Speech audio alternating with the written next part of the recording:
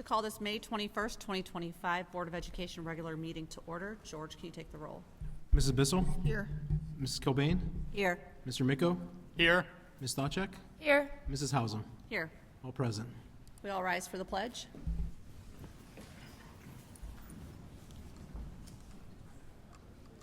To the flag of the United States of America and to the republic for which it stands, one nation, under God, indivisible, with liberty and justice for all.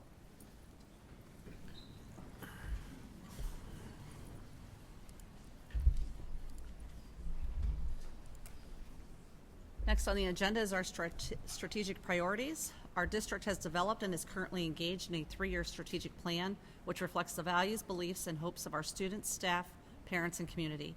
There are 4 strategic priorities to the plan: transforming teaching and learning, aligning staff and resources, cultivating culture and climate, and leveraging funding and facilities. Our strategic priorities give actionable focus to our district's purpose and mission and guide the work of our strategic plan. Next, I'll turn it over to Dr. Ryba for recognitions. Thank you, Ms. Hausum. We have a number of outstanding recognitions tonight, so I'm going to turn it over to Mrs. Stachek and Mrs. Kilbane for the Student Achievement Award. Are we doing one this week? And the Student Achievement Award is not one of the recognitions that we're doing today. All right. Do it next time. We'll do it next time. Sounds good. So we will move on, and I'll ask Mr. Winkler to come up to the stage to recognize some of our National Merit Scholarship Program commended and finalist students.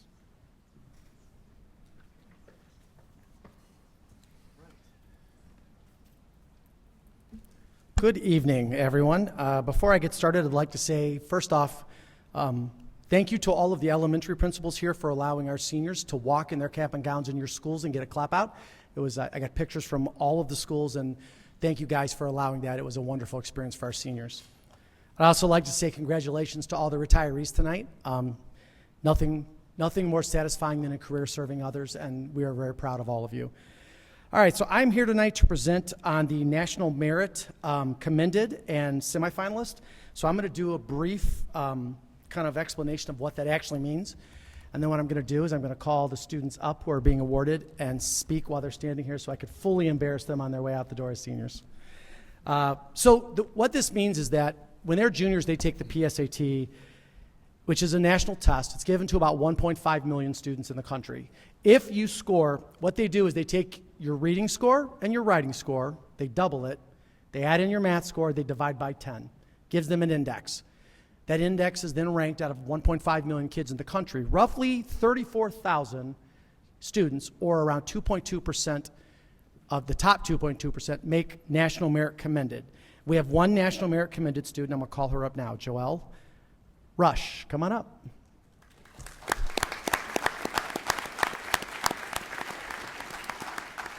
So you got to come over. We're going to come all the way over here. I'm going to say a few things about Joelle. Joelle is a senior, obviously. She is a national qualifier for our DECA program. She is a state 2-time qualifier for DECA. She took 7 AP courses at our high school. She is going to attend Wake Forest University, and she's going to major in biophysics. In her spare time, she also did dance and cheer, and I believe went to state a couple times in dance.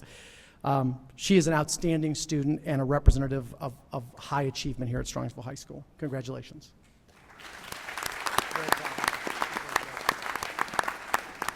Joelle, you got to shake all these people's hands.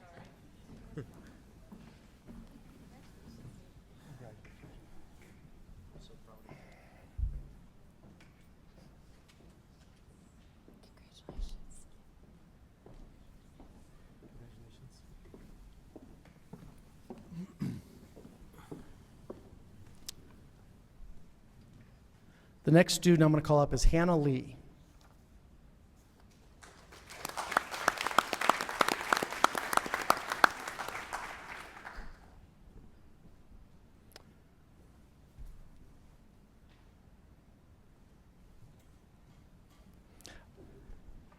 Hannah took 10 AP courses while here at Strongsville High School. She played the violin in the symphony orchestra. She was the MVP of our varsity golf team. She is going to be attending The Ohio State University with a major in biomedical engineering. Congratulations.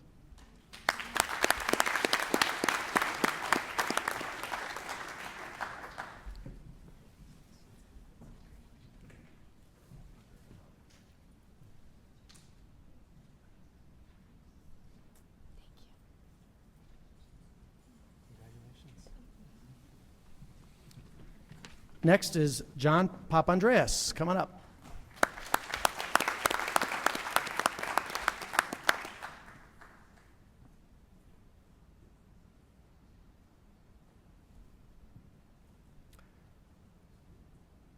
John took 10 AP courses here at Strongsville High School. He's the National Honor Society president. He's the student council secretary. He is a all first-team GCC volleyball player and the member of the first Strongsville GCC volleyball championship ever. He is going to be attending the University of Illinois at Urbana-Champaign with a major in engineering. Congratulations, John.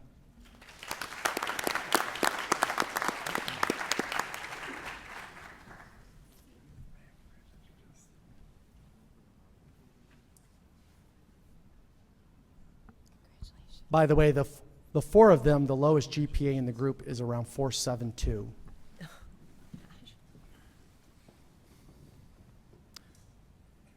Last but not least, Avanish Polakanda.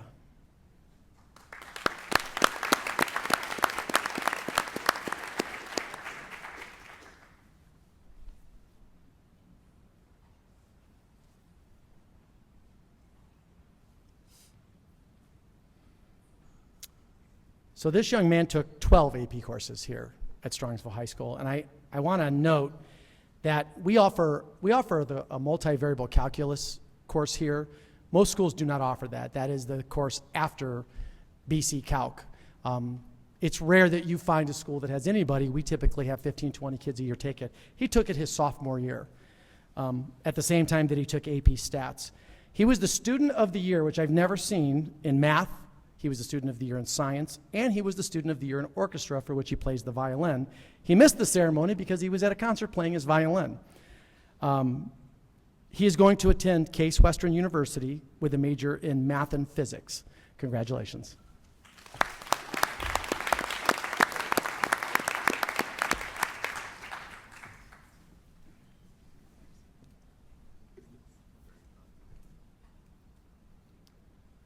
I didn't mention beforehand, the last three were National Merit semifinalists, which is the second round. In order to get to that round, you have to finish roughly in the top 16,000 in the country, or about 1%.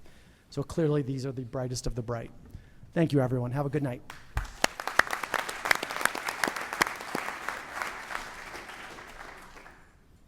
Thank you, Mr. Winkler, and congratulations to all of our students on their outstanding accomplishments, and just congratulations to your parents as well, because that takes a tremendous amount of support to make all of that happen, so thank you for your support as well.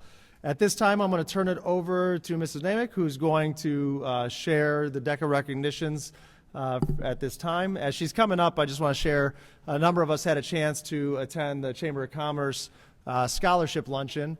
A lot of these students here were blessed to receive a scholarship, and when they got up and talked, one of the things they had to share was what their favorite memory in Strongsville City Schools was. And I would say almost all of them that got up there shared their experience in DECA. And so what an outstanding program that you've developed for our kids, and let's hear more about their accomplishments. Thank you so much for having us here tonight. So for those of you who may not be familiar, DECA is an association for marketing students, and it prepares them to be leaders in fields like entrepreneurship, marketing, finance, hospitality, management, and much more. And it is actually at the collegiate and global level, so DECA is very widespread. Nationwide, DECA has over 297,000 members, 3,500 high school chapters, and 200 collegiate chapters. At SHS, everyone who is in the 2-year marketing program that I teach here is a member of DECA, so that means they will travel and participate in the DECA marketing competitions.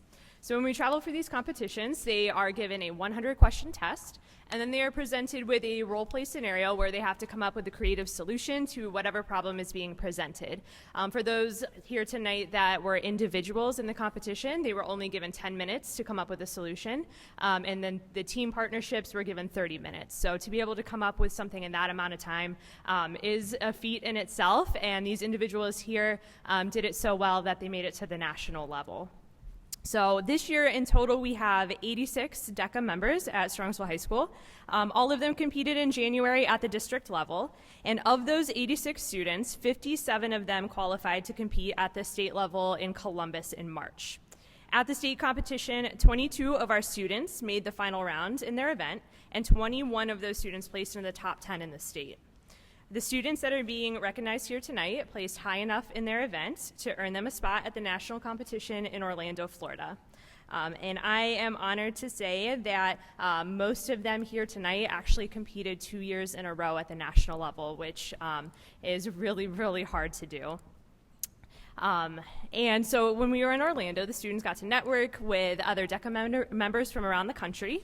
And when asked about their experience, senior student Haley Smith said, "Getting involved in DECA was one of the best decisions I made in high school. I think the skills I learned in marketing classes and through competition will help me excel in college, as I will be going into the marketing field. Going to nationals my junior and senior year allowed me to compete at the highest level, share fun experiences with my classmates, and network with so many amazing people in DECA from around the world. I encourage all of the underclassmen to apply for and work hard to succeed in DECA because it truly is an amazing program and provides unique opportunities." So each student here tonight truly embodies what it is to be a model Mustang. They are all collaborative, they work so hard, and I'm so proud to be their teacher. And all of them tonight are seniors as well, so they will be missed. I would just like to take a moment to recognize each of them individually and have them come up on the stage for some awards. So the first person I'm recognizing tonight is senior Madeline Atkins. She placed 4th at the state level in entrepreneurship, and she will be attending the University of Notre Dame for finance.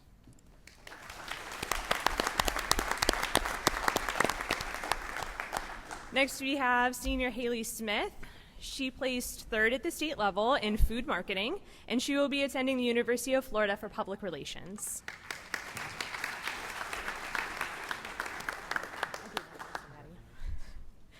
Next up, we have a team. This is Brooke Balo and Joelle Rush. They placed 4th at the state level in the travel and tourism team event. Brooke will be attending the University of Cincinnati for pre-physical therapy, and Joelle will be attending Wake Forest for biophysics.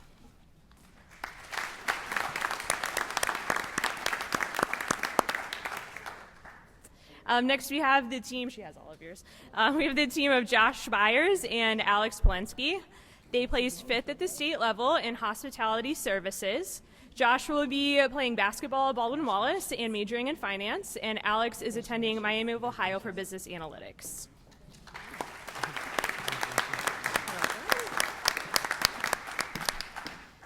Next, we have the team of Liam Hoftizer and Luka Stepanovich. They placed 3rd at the state level in travel and tourism. Luka will be attending Ohio University for marketing, and Liam will be attending Tri-C for business. And yours. And then lastly, we have the team of Peyton Koffold and Emily Majernik. They placed 2nd at the state level in marketing management. Peyton will be attending Slippery Rock University for integrated marketing and a lot of other things that wouldn't fit on my paper. And Emily will be attending Cleveland State for early childhood education.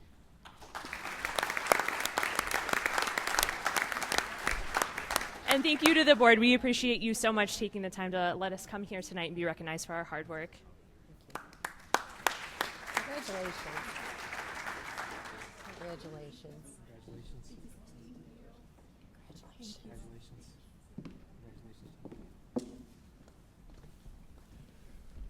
So if everybody could give one more round of applause for these outstanding students.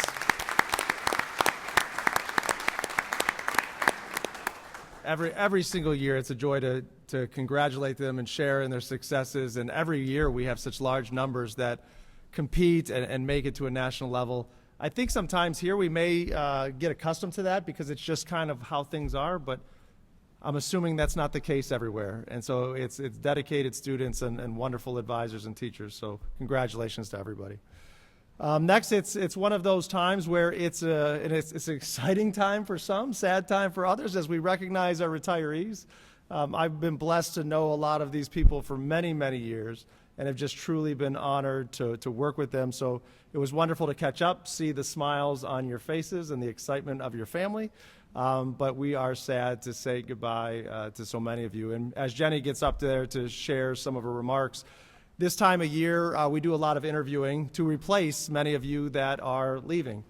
And one of the questions we always ask is, why Strongsville? Why do you want to come here? And a common theme that is shared throughout is, who doesn't want to come to Strongsville? It would be my dream job. It's the place that I've always looked to have a career at. And that's not because of any one person, but that's because of the people here.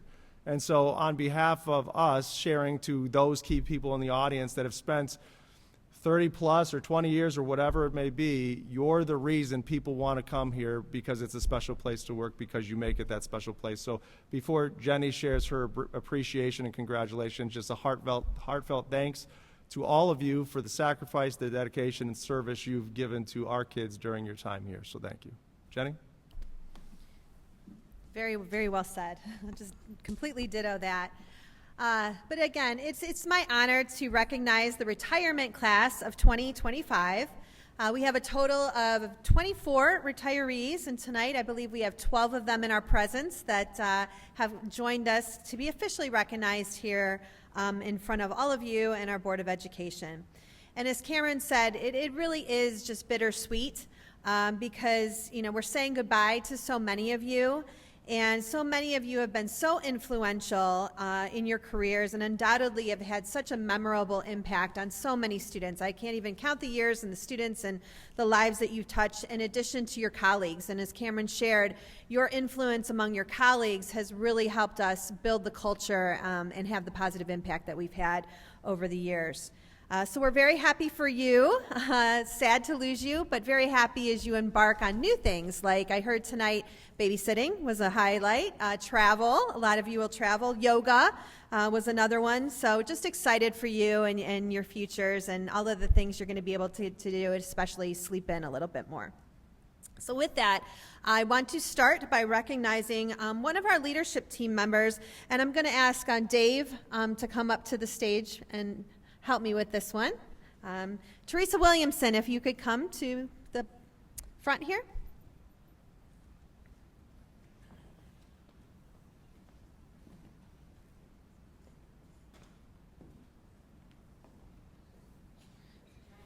That's okay.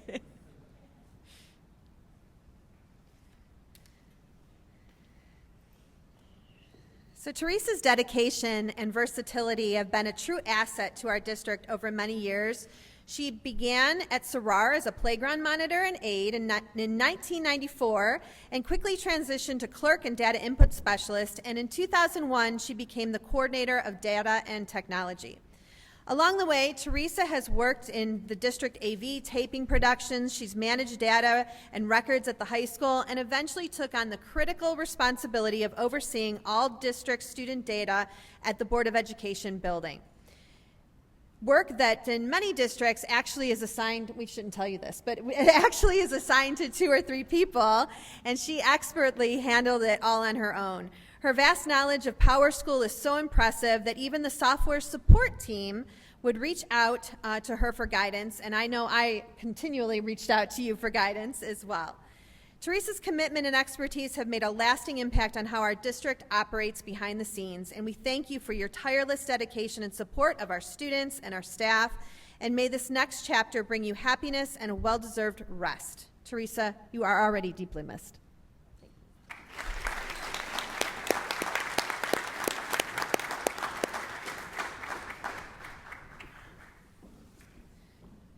Next, I'll have Glenn Olastic come down. I feel like the price is right. Come on down, Glenn.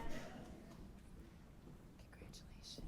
And while he's making his way to the stage, I'm also going to ask our 3 union presidents to join me and assist me in passing out the plaques. So if Mike Heikar, president of OPC 028, Paul Cummins, president 290, and Mike Scott, the Strongsville Education Association president.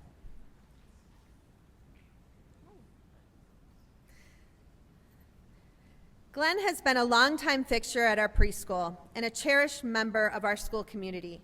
He began his journey with us in October of 1990 as a part-time custodian, took a brief break, and then returned in February of 1995. Since 2005, he has served as head custodian at our preschool after supporting several buildings, including Albion Middle School, Zellers, Kinsner, Allen, and Drake. Been around a lot of places. Glenn has worked tirelessly to ensure a clean, safe, and welcoming building, all while connecting with students and staff with a smile, a wave, and even a hug. His presence greeting students each morning has been a comforting constant, and though we will miss Mr. Glenn, his impact will be felt and remembered for years to come. Glenn, as you retire, we wish you health and happiness. Thank you for your dedication, your kindness, and for being such a vital part of our community.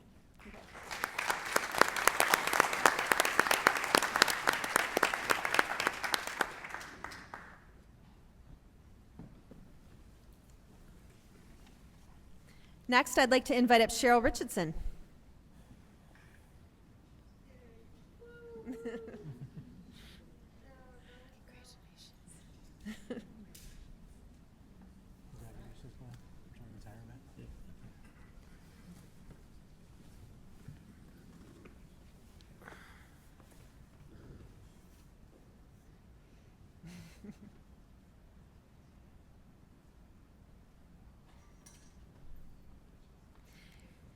Cheryl has been a dedicated member of our transportation team since 2016. She began her journey with us as a bus driver and later took on the role of even a bus aide in 2021, successfully balancing both positions. Cheryl has been more than just a driver. She's been a reliable and caring presence for both staff and students alike. As part of our wellness team, she not only adds her voice to better the district, but she carries it back to her department through her uplifting messaging and positivity, as well as her matter-of-fact way of communicating. Most importantly, Cheryl's commitment to safety and her ability to connect with children on her bus has truly made a difference in the lives of so many of our students. Your presence will be greatly missed, Cheryl, but your legacy of kindness and dedication will remain with us. Personally, I will miss your smile, your open communication, even though you said I hate listening to you. I did love it. And your hugs. Congratulations on your retirement.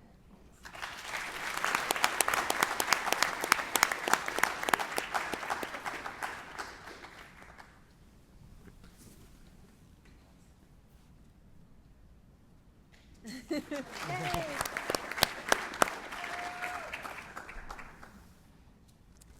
Next is Buna Sridharan.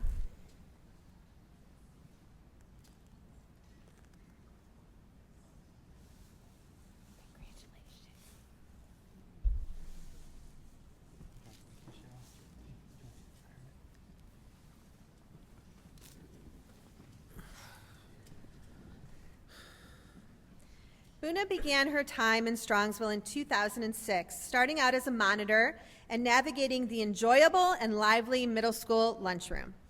Buna worked hard to develop relationships with students while gently encouraging them to clean up and stay in their seats, which we all know is no small feat. Most recently, Buna took on the role of special education aide at Muraski in 2023. She has been a compassionate and steady presence, supporting students with care and kindness. Her commitment to helping students succeed has made a meaningful difference in the lives and in our schools.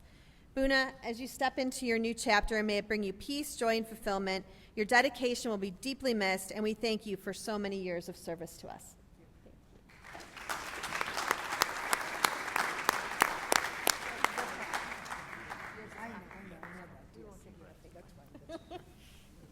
Yeah, that's right.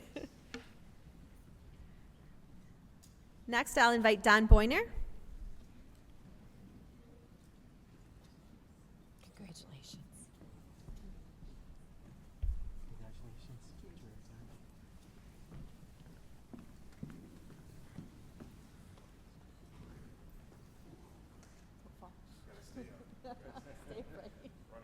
Yeah. Don Boyner has dedicated over 25 years to Strongsville High School as a PE and health teacher, where he began in 1999. Don has been a passionate advocate for student wellness, encouraging generations to develop healthy, lifelong habits. Beyond teaching, Don's years of coaching have inspired many students to embrace fitness and teamwork, making a lasting impact on their lives.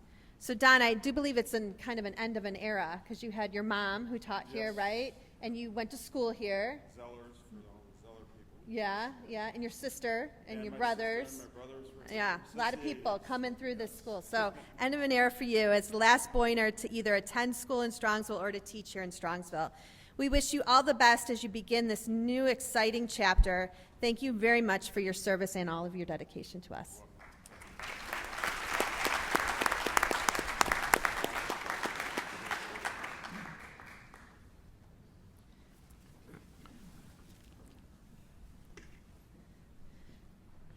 Next, Christine Canning.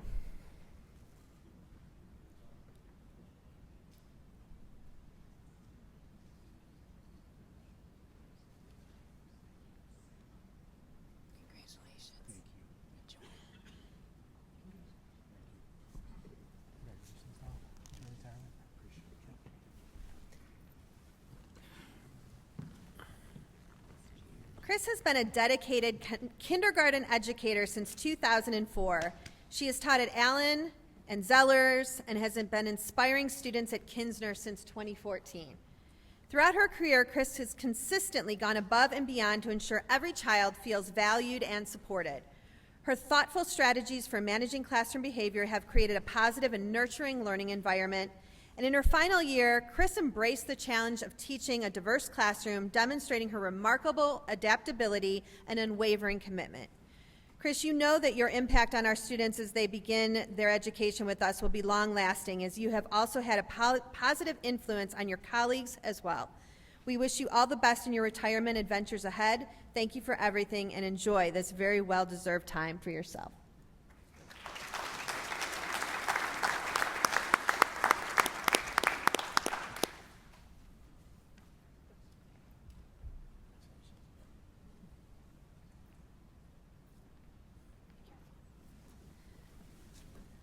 Next, I'll have Ted Hardeby come down.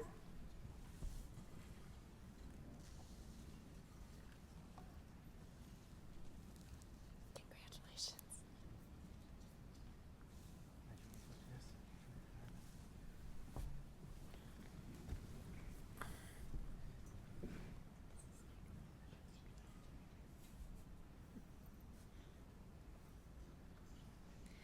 So Ted has served the district as an industrial tech teacher at Strongsville High School since 2004. He has inspired countless students through a hands-on, engaging learning environment, and as far as I know, as many hands have left the classroom as entered. Would that be correct? His focus on safety and proper equipment usage has created a student-centered atmosphere that will leave a lasting impact. His ability to engage students in authentic projects that mirror those created by a professional has led our students to build lifelong skills that will benefit them far into their future. Ted, your innovation, your creativity, your passion, and connection with our community will be so hard to replace and sorely missed. Congratulations on your retirement. May this new chapter be filled with joy and adventure, and thank you so much for everything.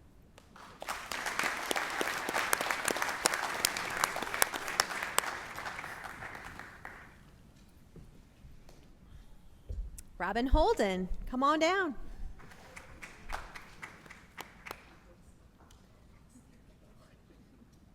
Congratulations.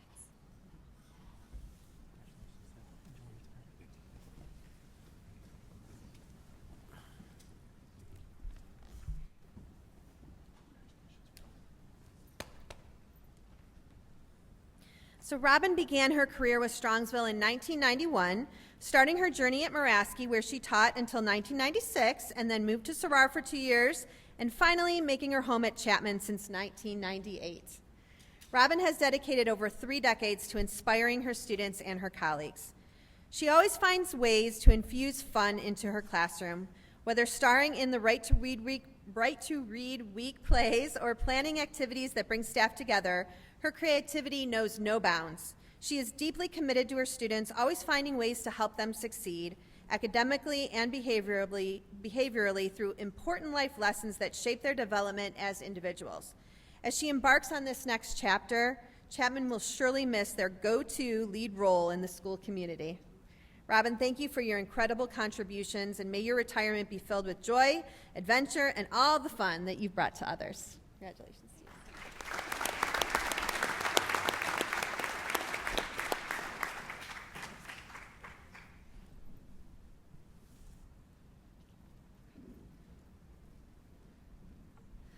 Linda Imhoff.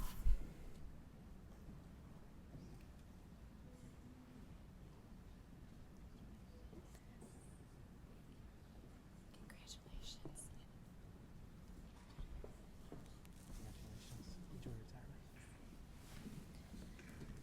Linda has been a dedicated teacher at Strongsville High School since 2007.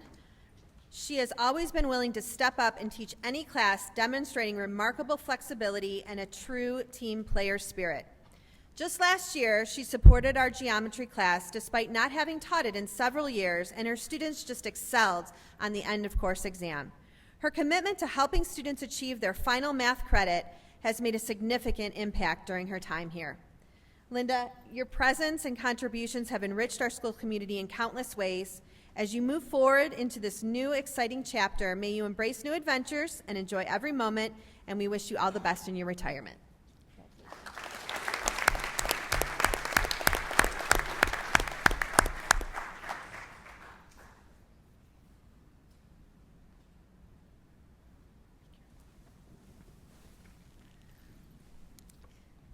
Jameen Theotis.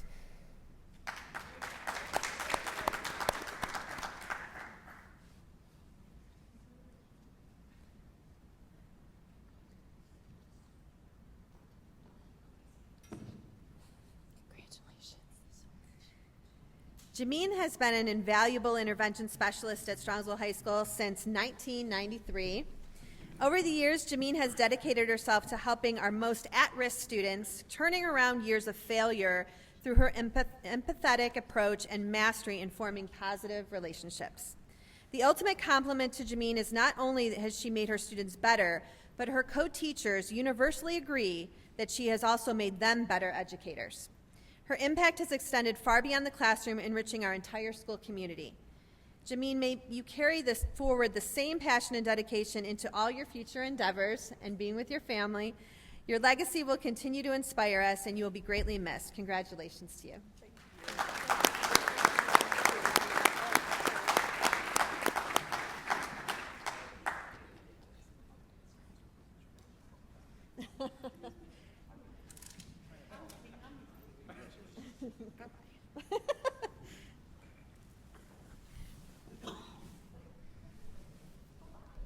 Cynthia Wazinski.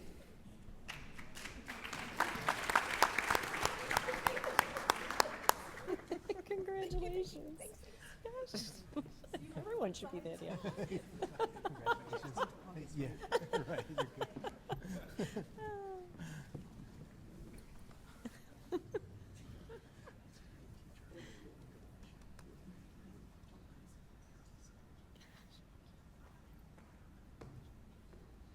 So Cynthia has been a compassionate presence who has made a lasting impact in our schools since 2001. She started as a small group instructor at Zellers, and then she became an intervention specialist at both Zellers and Kinsner until I forced her to move to the middle school, as she told me earlier, crying and screaming, right, to the middle school as a co-teacher. But it turned out well, you said. Yes, you loved it. At least that's what you said to my face. Thank you. Cindy has always made parents feel at ease and supported, never forgetting her why. As a team player, her incredible optimism for the future of education has been matched only by her tireless commitment and continual reflection on her craft. She leaves behind a legacy of love, professionalism, and positivity that will inspire everyone lucky enough to have worked alongside her. Cindy, you have truly made a difference, and you will be deeply missed. Congratulations to you.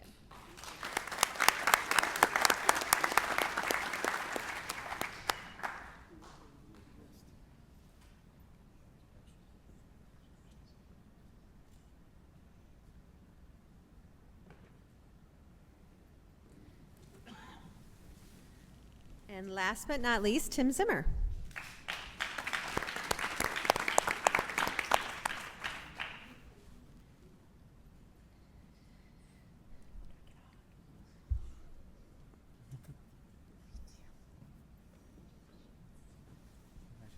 Hi. Tim has taught for 25 incredible years. He started his career in 2000 at Kinsner, yet spent the last 24 years at Moraski Elementary, where he has exemplified what it means to be a reliable and steady force. Every team needs, I don't know if this is a good term, but a glue guy is how we termed it, someone who keeps everything together during both the highs and the lows. Tim is that person for Moraski. He has supported students, their families, and the entire staff with unwavering dedication, whether it's advocating for his students or planning performances and dances to honor his retiring colleagues. Tim has gone the extra mile time and time again, all while maintaining a very humble approach. His behind-the-scenes efforts highlight a commitment to doing what's best for the team without seeking recognition. Tim, your contributions have made a profound impact, and Moraski is really going to miss you. Congratulations.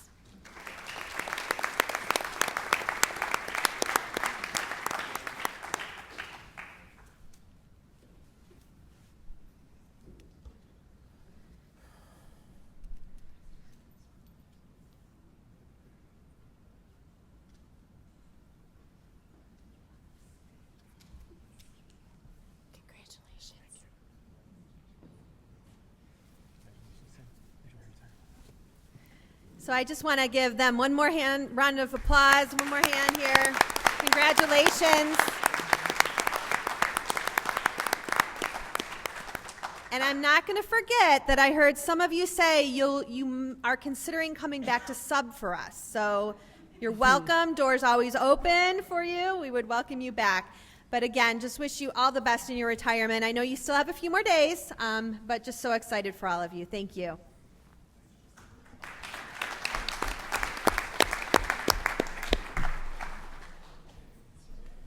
Again, I just want to congratulate our students on their successes and congratulate our retirees again. It's bittersweet for me personally seeing so many of you that have touched my children's lives. I appreciate all you've done and enjoy your retirement. Now is a great time in the agenda. If there's any homework that still needs to be done these last couple days or papers to be graded, if anyone needs to leave.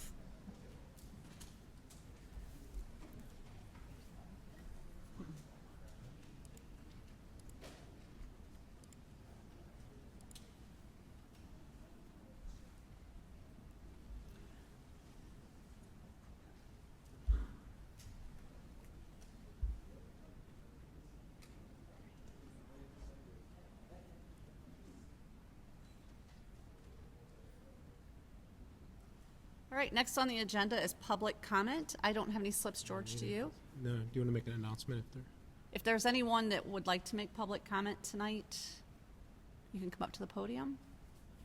All right, seeing no one, we will move on. Approval of minutes. Motion to approve the minutes of the April 28th and May 1st, 2025. It was a special Board of Education meeting and a work session. All audio recordings will be a permanent part of the minutes and are available upon request through the Treasurer's Office. Video recordings shall be maintained based on the availability of the selected digital online platform. All right, I'll turn it over to George for the Treasurer's Report. Thank you, Mrs. Hausum. I have several items for your consideration tonight.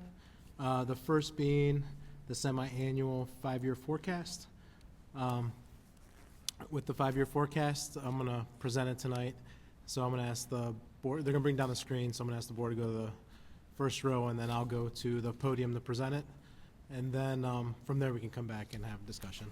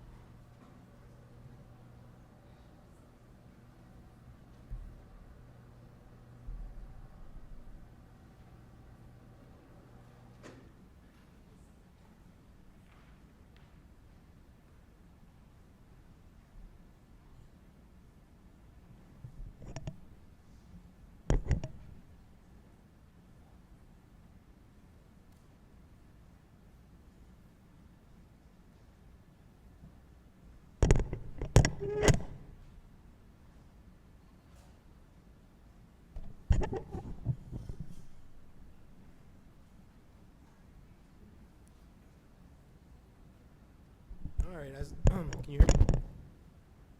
No?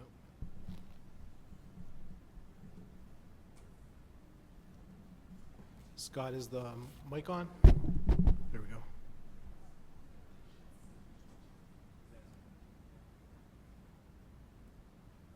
All right, how about now? Can you guys hear me?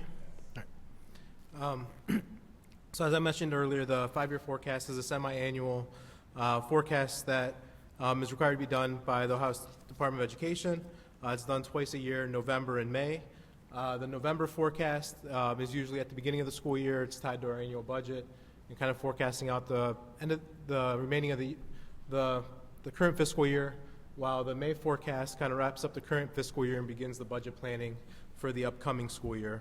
In this case, we'll be wrapping up fiscal year 25 and we'll be beginning fiscal year 26. The purpose and objectives of the forecast is to engage the local Board of Education and community in the long-range planning and discussion of the financial issues facing the school district, to serve as a basis for determining the school district's ability to assign the certificate required by Ohio Revised Code 5705-412, commonly known as a 412 certificate, to certify that the district has enough funds to certify any contracts, and then to provide a method for the Department of Education, the Auditor of State, to identify school districts with potential financial problems. The methodology of the forecast is prepared based upon historical trends and current factors. This information is then extrapolated into estimates for subsequent years. The forecast variables can change multiple times throughout the fiscal year, and while cash flow monitoring helps identify unexpected variances, no process is guaranteed. The intent is to provide the district's financial trend over a period of time and a roadmap for decisions aimed at encouraging financial sustainability and stability. The forecast is the presentations in the 4 sections, our major assumptions, then our general fund revenues, expenditures, and 5-year forecast summary. I'm going to spend most of the time with the assumptions and the forecast summary, and I'll go briefly through the revenues, expenditures, as it's kind of been routine throughout the presentations that I've done before. So the major assumptions, the first one is regarding property tax collection rate. Property tax revenues are our biggest revenue source. Right now, the forecast assumes a 99.47% gross collection rate, which is a 3-year average of calendar years 22 through 24. The gross collection rate did increase to 99.26 in calendar year 22 compared to calendar year 21 of 96.85. It has stayed consistent through 23 and increased to 99.88 in calendar year 24. Right now, as I presented before, our first half collections for 25 were lower than forecasted and lower than anticipated, but the calendar year has not concluded yet to see how the second half collections turn out to change the collection rate. However, I did change the collection split, which is the collections for the first half and the second half of the year, of the calendar year, increased the second half collections by 1.45% to assume that revenue that was short the first half would be paid in the second half, as it could have been a timing issue of when the tax bills were sent and received and distributions were made. So at the end of the second half collections in August, we'll know whether it was a collection split issue or a collection rate issue. The other thing that's made news over the last year was the county went through its 6-year evaluation. Our valuations did increase. Overall, it had a 27.73% valuation increase in residential property and a 4.27% valuation increase in commercial property. We did see a slight increase due to inside millage of $2.2 million in tax revenue from the inside millage. And then our increase was offset by the expiration of the May 2019 5.9 renewal levy that was not renewed by the community. Collections expired December 31st, 2024. The levy expired would have generated about $9.9 million if collected at 100%. So since it ended December 31st, that's half of this fiscal year, and the remaining half will be the next fiscal year. And touched on the triennial budget. So we had the 6-year budget, and then every 3 years the triennial budget. The last triennial budget was 2021. The next triennial update will occur in tax year 2027, and the forecast assumes a 10% valuation increase in residential property and a 2% increase in commercial property for tax years 27 in the triennial update. And these are based on historical averages. And then during collection year 2023, public utility values increased by 6.39%. During collection year 24, values increased by 1.4%. And then in 25, values increased by 11.23%. And the forecast assumes an annual increase of 6.04% in public utility personal property taxes, which is based on historical averages from 2014 to 24. And I will say for the increase in, for public utility, House Bill 920 is not applied to those values, so as those values increase, the tax dollars increase along with it. Mentioning House Bill 920, so for our evaluation, as since we're still above the 20 mil floor, as property values increase, the tax rates decrease to offset those increases in valuation. So the only increase that we would receive is the inside millages. That's not subject to House Bill 920. And this just illustrates that point. So historically looking at it, in tax years 2018 and 2021, there were valuation increases. And then if you look at the chart on the left, those years also had a tax rate decrease. The tax rate increase in 2019 was the first passage of the renewal levy, which increased the tax rate. And then looking at the projected values, tax year 24 was the county 6-year evaluation. So as the values went up by 27%, you can see that on the right-hand side in 24 where the tax rate decreased by 29%, but that also includes the renewal levy coming off as well. And then the projected 10% increase in 27,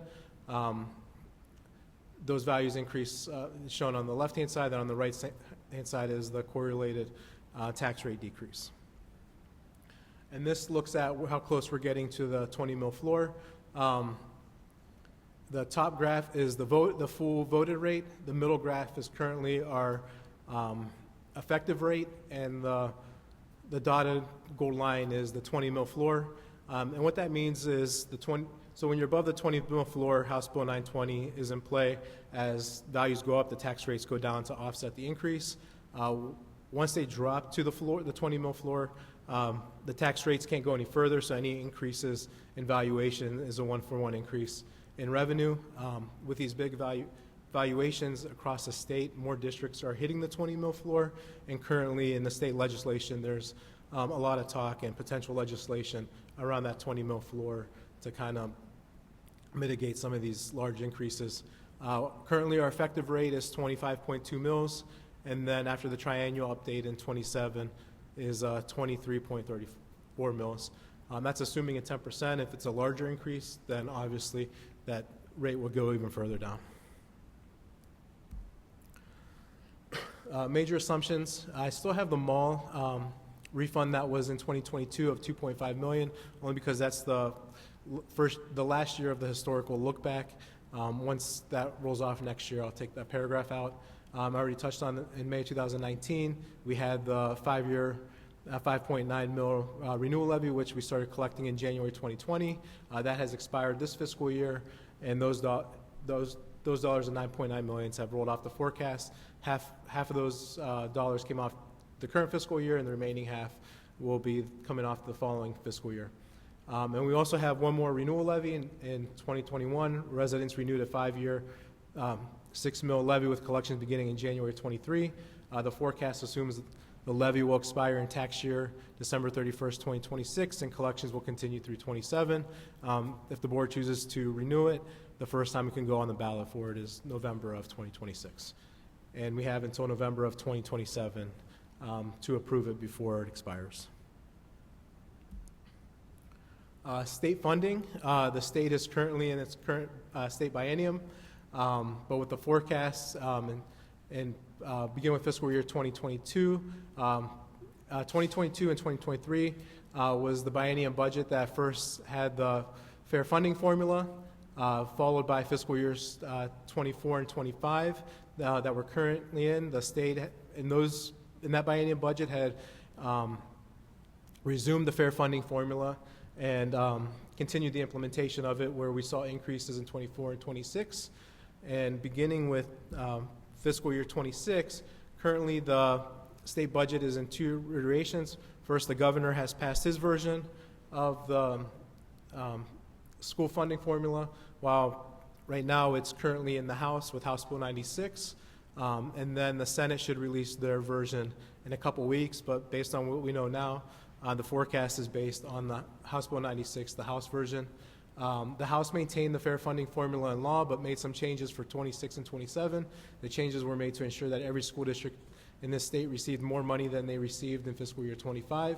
A district received its state funding based on the sum of the following: the district state foundation aid less supplemental guaranteed assistance for fiscal year 25, an additional amount of 50% of the difference between the district's foundation aid for fiscal year and the district state foundation aid less supplemental targeted assistance if the difference was positive, and additional payments in 26 and 27 that guaranteed a district's temporary foundation did not fall below its 25 foundation aid.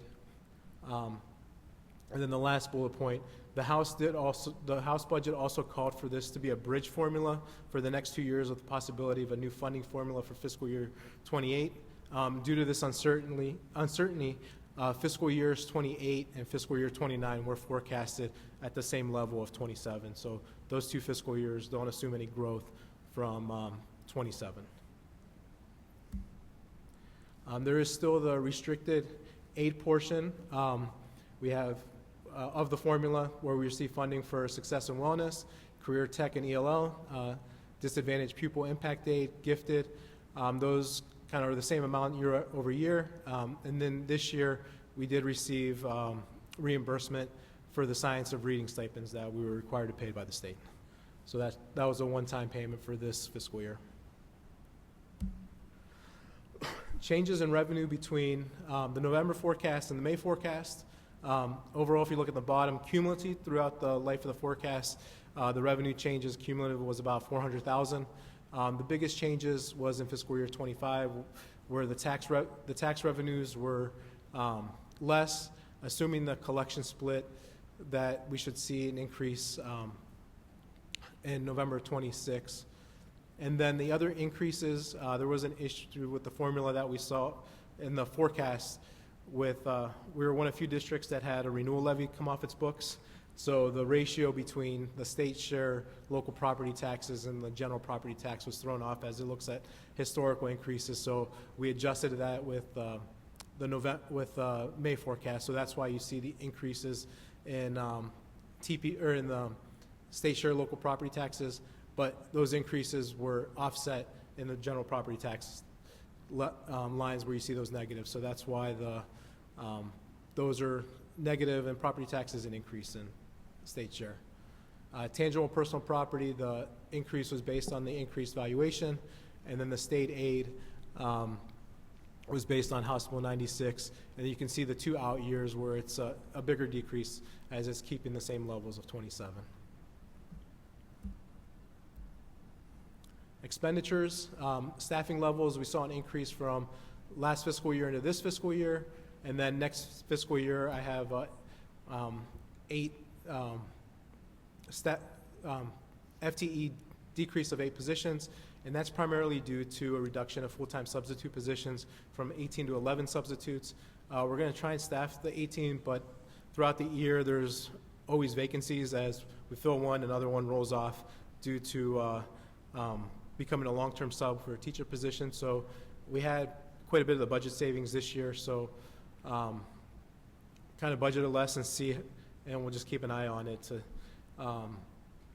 see how that comes out. But over the last couple of years, we've been running into that same issue where we've seen some budget savings in those lines. Now that I've taken it out, we'll probably have those throughout the whole year. So we'll continue to monitor that throughout the fiscal year. And then healthcare premium increases. These kind of have been up and down over the last 5 years. In 21, we saw a 3% increase. In 22, we saw a 1.37% increase. In 23, we saw an 8.7% increase. 24, we saw a 15% increase. This current year, we saw a 3% increase, and then next year, we're going to see a 1.5% increase. In the November forecast, we had a 7% increase budgeted in the out years, which based on the 5-year average, with the 1.5% increase for next year, that lowered the 5-year average to 6%. So we'll have a 6% increase in fiscal years 27 through 28. If it's less, then we'll see savings in the forecast. Purchase services. Historically, from 21 to 22, we saw a $1.9 million increase. During fiscal year 24, we saw an increase of $300,000. During fiscal year, we saw an increase. Fiscal year 25, we saw an increase of $1.4 million, which was due to increased costs. Costs and placements for special education placements, instructional services, due to secondary ed minimum online. Previously, that was funded through ESSER. And then the lease units for the lease payments for the mobile units that we started this school year. And then we've also seen increases for utility costs. Next school year, we're seeing an increase of $589,000. And it's a combination to additional special education placements. The ones that we had this year, there'll be a full year next year. And then utility costs, projecting an increase based on the historical averages. Materials and supplies, we saw an increase of $1.6 million from 23 to 24. And then last year, we saw 24, we saw an increase of about $1 million due to all the textbook adoptions that we did. And through the forecast, we're actually going to see a decrease because we lowered the textbook budget due to the adoption cycles. As we had larger adoptions last year, we're going to have smaller adoptions in the next few fiscal years, and then the last year, the forecast 29, is bringing the budget back to where it was as those adoption cycles will continue. Changes in the 5-year forecast from November to May for expenditures. Overall, cumulatively, we had a savings in the expenses of $3.7 million. Largely that was due to 3.02, the employee retirement insurance benefits. The savings of the health insurance premiums of only 1.5% increase to a 7% increase had a cumulative effect to the forecast, so it has a year-over-year effect. The personnel services were just to as the known retirees, replacing them with lower paid positions, and materials and supplies was due to, purchase services. The increase there was for the combination of the utilities and the placements for our special needs students. Overall, general fund revenues for fiscal year 24, they were $90.5 million. In 2025, it's trending to be $86.3 million. The decrease is with the renewal levy coming off the books. And then in 26, it's decreasing to $84.7 million, also due to the second half of the renewal levy that was expired, plus anticipating an increase from the first half collections that were less to that will be paid in the second half. For the interest of time, I'm not going to go through each individual line item unless a board member has a specific question on a specific revenue line. Real estate taxes, the decrease in each year is the renewal levy coming off. Other than that, it remains consistent. Public utility, see an increase based on the valuations. The unrestricted is consistent with the state funding formula. I'm sorry, that was the unrestricted. This is restricted. The decrease there is the stipend for the science of reading. Local share of property taxes is consistent year over year. Other revenues, the decrease in the future years is due to interest income, as well as the increase in 24 to 25 as the interest rates were high and our cash balance was in a good position. It increased other revenue, but as our cash balance decreases, so will interest revenue. Other financing sources. In the beginning years, we had some repayments from the Bureau of Workers' Compensation for premium rebates. Moving on to expenditures. In 23, that big outlier was the $25 million transfer that took place to the 070 fund. In 2024, our expenditures were $85.3 million, and 2025, our expenditures are trending to be about $90.9 $9 million, which is a 6% increase from last year. Partly was due to the positions that were coming over from the ESSER funds. And then in 26, it's about a $3 million, 3% increase. Salaries year over year, based on our negotiated agreements, salaries are increasing, as well as benefits. Purchase services, touched on those in the assumptions as to why those are increasing. Supplies and materials, last year we had the big adoptions for textbooks, which is decreasing for 2025. And then in 2026, we've lowered, again, the textbook budget there as well. Capital outlay, it only makes up about $1.2 million of our budget. The increase in 2025, that is primarily due to carryover encumbrances that were paid from last year's budget that were paid in July for Chromebooks. And then the technology department bought textbooks now earlier, as they did last year, and those were already paid for as well. So kind of paying those 2 years in this fiscal year is the reason for the increase. Our general fund debt in 2024, we had an issue, was fully paid off, so we have one more issue coming out of the general fund. Other objects is pretty consistent. It's the auditor fees and the county auditor fees. Saw a little bit of a decrease based on, it's a percentage of tax collections, so as our tax collections are less, that percentage is going to decrease. Transfers and advances, the big outlier there is the $25 million in fiscal year 23. And then kind of wrapping it up with the summary. In 2024, our revenues exceeded our expenditures. 2024 was last school year. This school year, we're projected the deficit spend by $4 million if the trend continues. And then each year after that, as our expenditures increase and our revenues remain about the same, that trend will continue and our cash balance will continue to decline. This is the 5-year forecast with the renewals taken out of the top line of the revenues and the renewals placed on the bottom, just to easier look at the bigger picture. This is with the renewals in it. So as I touched on, last year we were about 5.3, where revenues exceeded expenses.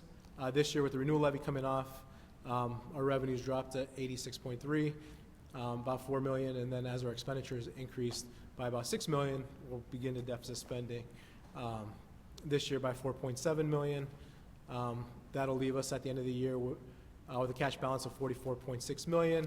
And then I did add the percentages of cash to expenditures. As House Bill 96, another big point, just now with the fair funding formula, the current House Bill legislation has a provision in there. They're trying to carry over cash balances at 30% of your expenditures. So that's a key metric now. As you are aware, I went and testified a couple weeks ago to the Senate Education Committee. We don't know yet where the Senate stands on that. But right now, House Bill 96 is the one that's out there. The Senate should have their version. Whether that provision stays or it's increased, it's unknown.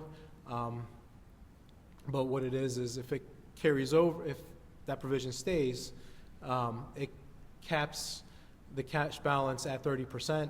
So what that would mean for us is in 2026, potentially a rebate of $6.9 million. That would decrease our tax collections by $6.9 million.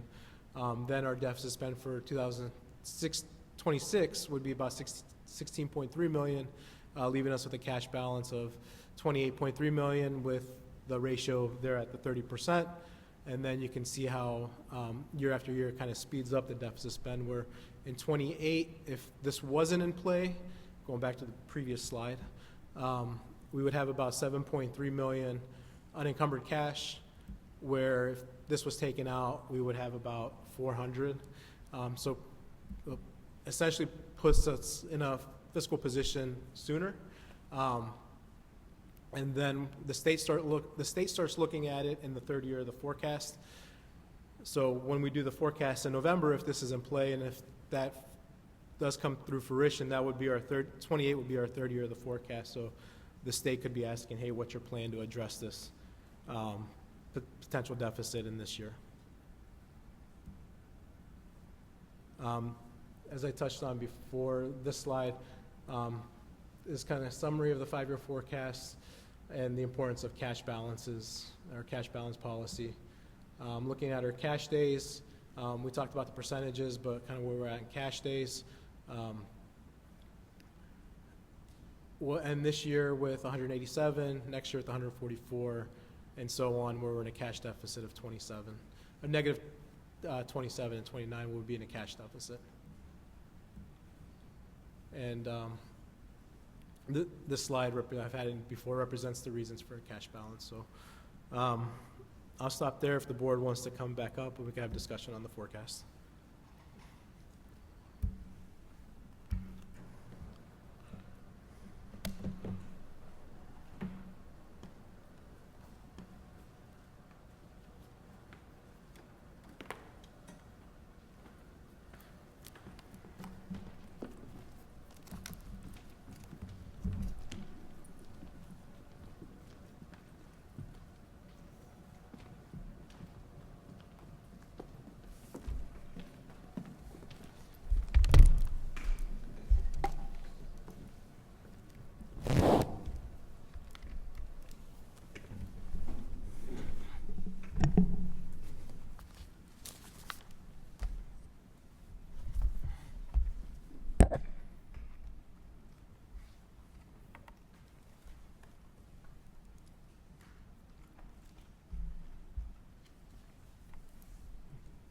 All right, thank you, George. Does anyone have any questions for George?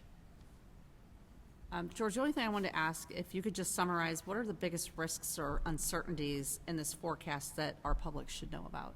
Yeah, so I would say the biggest risk and uncertainty is currently the state budget, House Bill 96. So a couple provisions, one with the fair funding formula.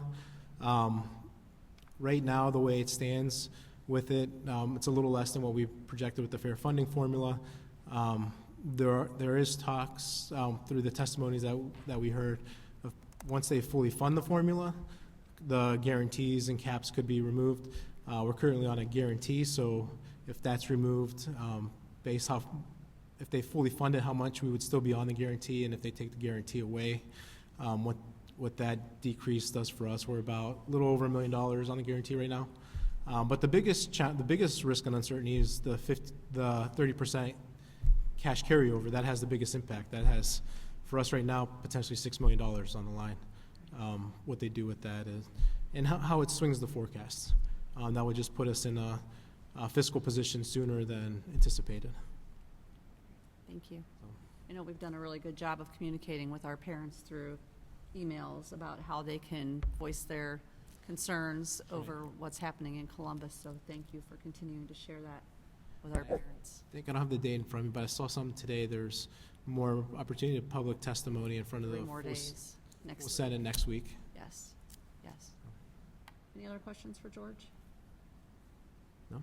All right. Just real quick, just to compliment you as usual. 5-year forecast presentation took about 20 minutes, half an hour. Doesn't take 20 minutes or half an hour to prepare it. And every year, the board appreciates the fact that you do take the time to be diligent, to be accurate, to be rigorous. It is, in my opinion, it's probably one of the single most important financial tools we have as a board to analyze the health of the district. So thank you. Yep. Thanks. Thank you. And then the last point I forgot to add, potentially with House Bill 96, there's also a provision in there that they would shorten the 5-year forecast from a 5-year outlook to a 3-year outlook. So we'll see how that goes as well. All right, moving on to the rest of my items. E2 is the financial report for the month ending April 30th, 2025. E3 is student activity program budget revisions. Those are listed in the body of the resolution. E4 is amended appropriations for fiscal year 25. Those are the changes that were in E.3, as well as increase in the 070 fund for the parking lot preschool, the preschool parking lot project that was board approved on April 10th. E.5 is the medical and prescription insurance rates. As I touched on the forecast, those are increasing by 1.5% effective July 1, 2025. The dental insurance is E.6. That is increasing by 4.5%. Vision insurance, E.7, that is also increasing. However, we're not going to have, although the rates are increasing, Medical Mutual is giving us a $13,000 credit to offset the increase, so our rates will stay the same. Then at the end of the fiscal year, we should receive a credit back from Medical Mutual to offset that. So everyone's rate will stay the same for vision. MetLife, we are making MetLife, E.8 is MetLife life insurance. We are making a change in carrier for life insurance. And the biggest reason is that we took it out to market. The basic life insurance rate will drop from 10 cents to 0.98 and is guaranteed for 3 years. Although the rate difference wasn't significant, the biggest reason for the move is that we're able to provide our employees with a one-time opportunity to receive guaranteed issue voluntary life benefits during a one-time open enrollment period during the month of September, and members will be able to access up to $200,000 of additional coverage with no medical questions. So due to the change of carrier, we're able to do a one-time enrollment. E.9, Julian Group or gap conversion using Julian Group. This is a change in vendor. It's a 3-year contract they prepare our annual gap and annual financial report that goes to audit. E.10, frontline education, our 5-year forecast planning tool, 2-year contract. And then E11 is the preschool tuition that we talked about at the work session, increasing the tuition rate to $185 per month per student. And then E.12 is the kindergarten tuition. That did increase based on the calculation by $200 from $2,200 to $2,400, and that was primarily due to a decrease in students in full-day kindergarten. This is the same rate from fiscal year 24. So fiscal year 24 was $2,400. There were more students this year, which decreased the rate to $2,200. There are a little bit less students, and it brought the rate back up to $24. And that concludes my report. Great, thank you. Any questions for George? Great, thanks. Turn it over to Dr. Iba. Thank you, Mrs. Hausum. I have a couple items under my section. The first item is the annual contract renewal for Right at School. There's no changes to the contract, just updating it for the current year. The program continues to be successful and a great service to our community, and our principals have been instrumental in helping to do that, as well as giving feedback. And Right at School has showed us the parent surveys, and the parents are happy with the services they're providing, so feel comfortable recommending that same contract next year. Under number 2, we do have an action item. Be it resolved upon the recommendation of the superintendent that per the leadership handbook, the following non-certificated administrative employee salary performance levels be approved effective August 1st, 2025. Do I have a motion? So moved. Second? Second. Motion by Ms. Stavcek, seconded by Mrs. Bissell.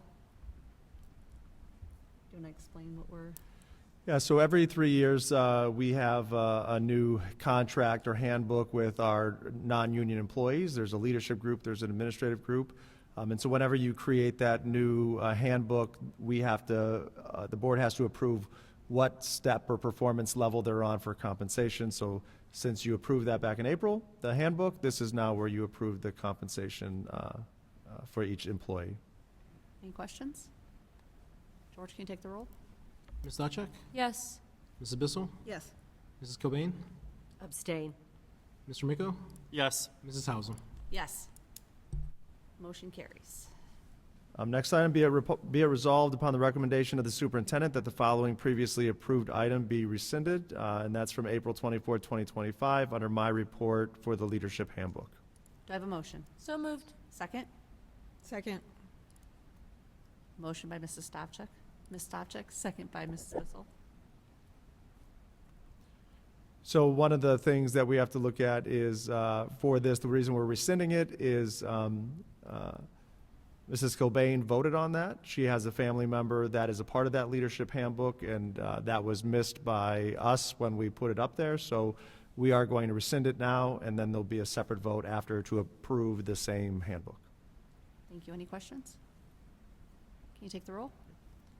Ms. Stavcek? Yes. Mrs. Bissell? Yes. Mrs. Cobain? Yes. Mr. Miko? Yes. Mrs. Hausum? Yes. Motion carries. The next item is be it resolved upon the recommendation of the superintendent that the leadership handbook be adopted for the period of August 1st, 2025 through July 31st, 2028, and the handbook is linked there. Do I have a motion? So moved. Second? Second. Motion by Ms. Stavcek, second by Mrs. Bissell. I think you pretty much covered why we're voting again. Can you take the roll? Ms. Stavcek? Yes. Mrs. Bissell? Yes. Ms. Cobain? Abstain. Mr. Miko? Yes. Mrs. Hausum? Yes. Motion carries. That concludes my report unless there's questions. With that, we'll move on to business services with Steve.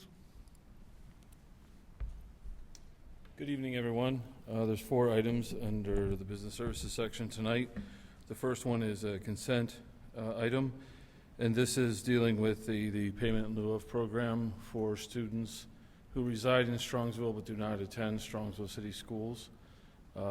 The transportation costs are declared impractical, whether it's distance or number of students attending those schools. These parents, as listed in the exhibit, are part of the payment in lieu of program.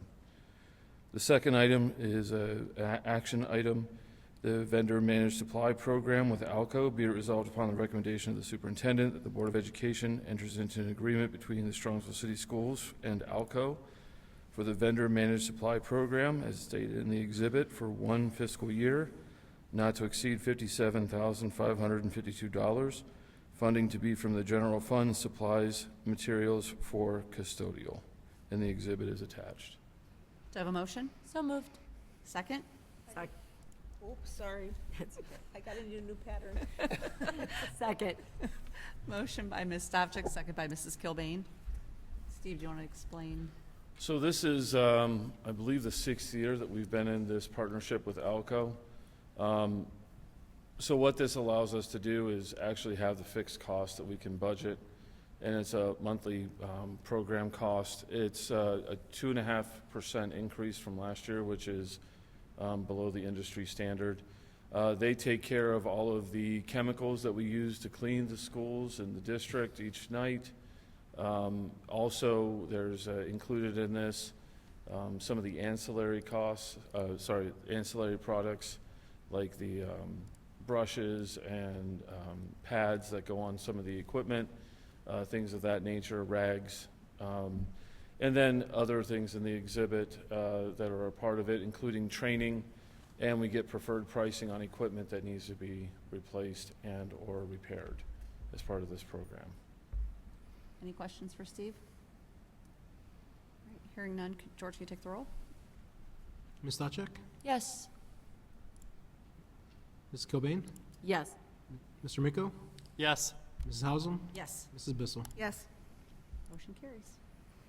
The third item is a consent item, and this deals with insurance for students that allows us to use the Guaranteed Trust Life Insurance Company through Love Insurance Company as a student's insurance program for the Strongsville City Schools for the 25-26 school year.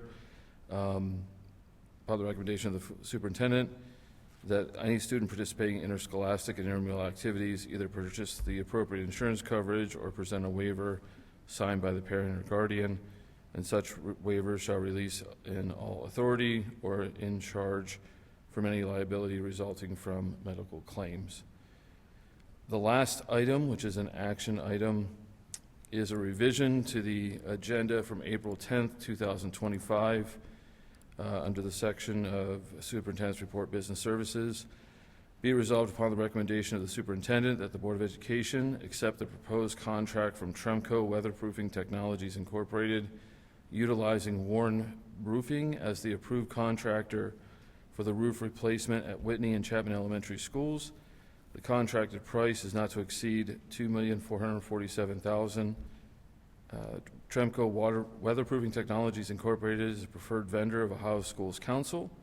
This is consortium pricing procured through the Association of Education Purchasing Agencies, or AEPA, and the Ohio Schools Council's OCEPC, which stands for Ohio Council of Educational Purchasing Consortia, to make it even more official, bidding process. And the exhibit is attached. Do I have a motion? So moved? And a second? Second. Motion by Ms. Stavcek, second by Mrs. Kilbane. So the explanation for this is with the AEPA documents that we've entered in the past, the company, in this case Tremco, holding the contracts is who we make the purchase orders out to. However, Tremco does it a little bit different. They hold the contracts, but they have the contractor that we use, Warren Roofing, who we have a relationship with outside of this purchase. They do all of our roofing. They do all of our inspections. They allow Warren Roofing to hold all the purchase orders. So we won't write a purchase order to Tremco. Warren Roofing will purchase supplies from Tremco. They will then bill us, and we will write all of our purchase orders to Warren Roofing. So we're just doing this because our very credentialed, very certificated, very honored treasurer got my attention in my office one day by saying, "Hey, we need to fix this," because he wanted to make sure that when we get audited, it comes back very crystal clear. Yes, the contract's with Tremco, but the purchase orders are going to be going through Warren Roofing. This is all approved. We had a conference call with our contacts at Ohio Schools Council. They recommended that we put the wording in there to include the AEPA contracts, which are nationally vetted contracts. Everything's in place.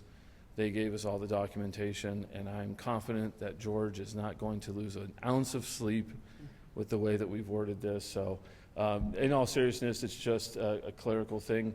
The price is exactly the same. It's just utilizing the wording of who the purchase orders are going to be going through to make sure everything's very clear for auditing purposes later. Any questions? George, can you take the roll? Ms. Stavcek? Yes. Ms. Cobain? Yes. Mr. Miko? Yes. Mrs. Hausum? Yes. Mrs. Bissell? Yes. Motion passes. Thanks, Steve. Next up, Aaron's going to come up and provide our curriculum report for the month.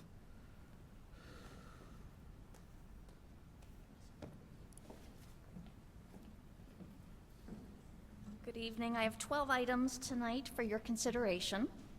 The first 2 items are software purchases. We have student teacher placements for items 3 and 4. Item 5 and item 6 are trips. We have student fees for 25-26 school year for items 7 and 8. Item 9 and 10 are revisions to textbook orders.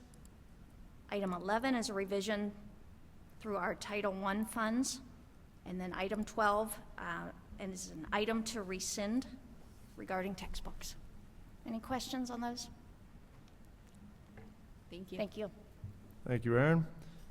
With the student service report, Andy will come up and provide that for the board tonight.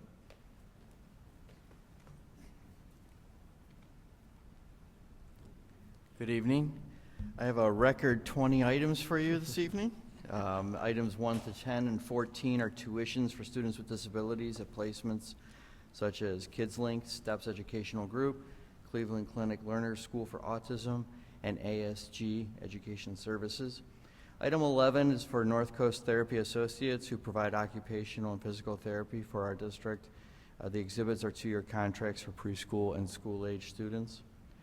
Item 12 is for Educational Service Center of Northeast Ohio for students with disabilities to attend the Positive Education Program, also known as PEP. Item 13 is for LLA Therapy to provide occupational therapy to a student placed outside of the district. And item 15 is for Solutions Behavioral Consulting to provide consultation in the area of behavioral intervention services. Item 16 is an agreement with Power School Group to provide special programs 504 and digital signature for next school year in the amount of $22,767.77. This, of course, is our special education software program. Items 17 and 18 are settlement resolutions, which are action items. Do I have a motion? Second? Second. Motion by Ms. Stavcek, second by Mrs. Kilbane. So this one is for number 17. Yes, we'll have to do two separate votes.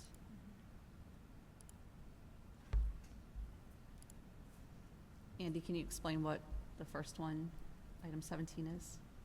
Items 17 and 18 are settlement resolutions that are, I think, both confidential. Yeah.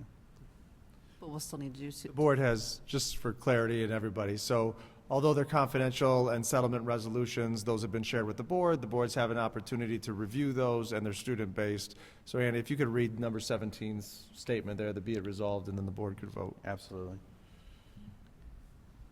Be it resolved upon the recommendation of the superintendent that the resolution appearing in the exhibit be approved. George, can you take the roll? Ms. Stavcek? Yes. Ms. Kilbane? Yes. Mr. Miko? Yes. Mrs. Hausum? Yes. Mrs. Bissell? Yes. So we'll do the same thing for Item 18. Do Yeah. I have a motion? So moved. Second? Second. Motion by Ms. Stavcek, second by Mrs. Kilbane. George, can you take the roll? Ms. Stavcek? Yes. Ms. Kilbane? Yes. Mr. Miko? Yes. Mrs. Hausum? Yes. Mrs. Bissell? Yes. Thank you. And last but certainly not least are our Cleveland Clinic items for the mental health navigator position. Item 19 is our license agreement of the approved spaces in our district to be where the services will be provided to students. And item 20 is the memorandum of understanding with the Cleveland Clinic for the navigator to provide on-site mental health services to students and support our district in the area of professional development. So Andy, you know, obviously, Dr. Wynn-Biscus came and presented to the board a while ago. You've been doing tremendous work behind the scenes to help iron out all of these details. So since it's been a while, give us a refresher about what this means and how this is going to help support our district and our students. Yeah, just so a couple things. This is a pretty exciting project. So it's catching on. So Lakewood was the first district to partner with the Cleveland Clinic, and since then other districts have jumped on. I don't remember the number off the top of my head. So we're joining some trailblazer districts to help provide quicker access to mental health services for students.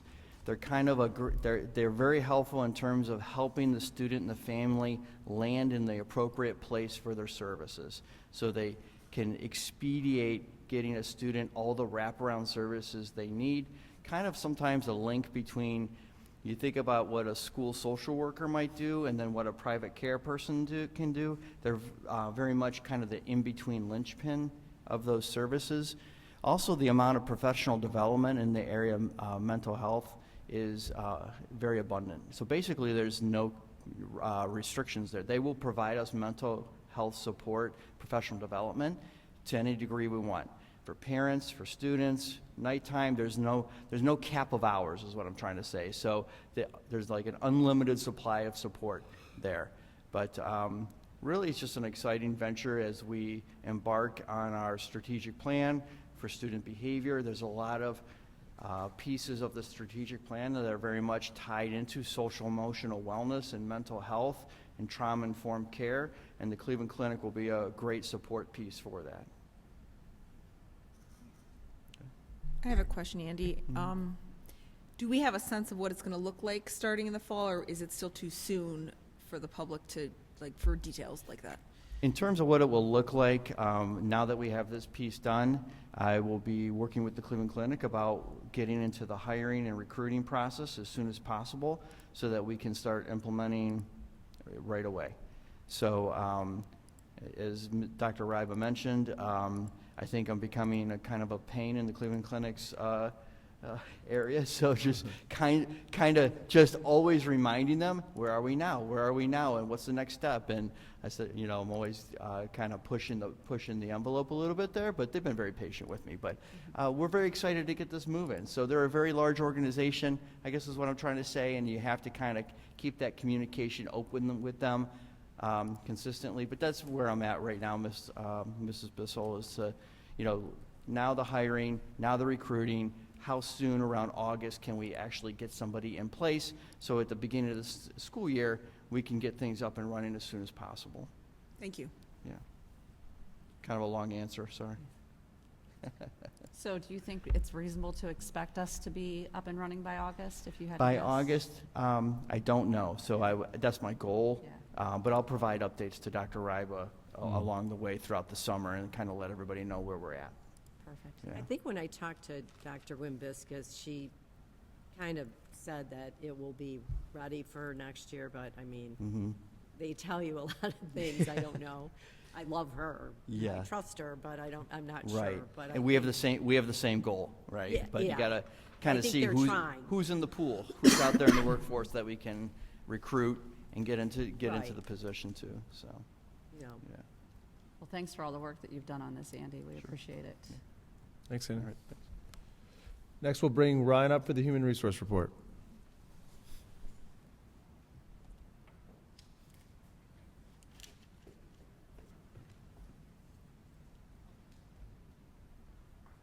Thank you and good evening, everyone. I have the following items in human resources for your consideration. Item 1, retirements, non-certificated.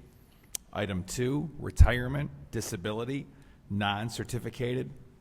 Item 3, appointments, certificated, and actually we have one here who is still here. I am very impressed.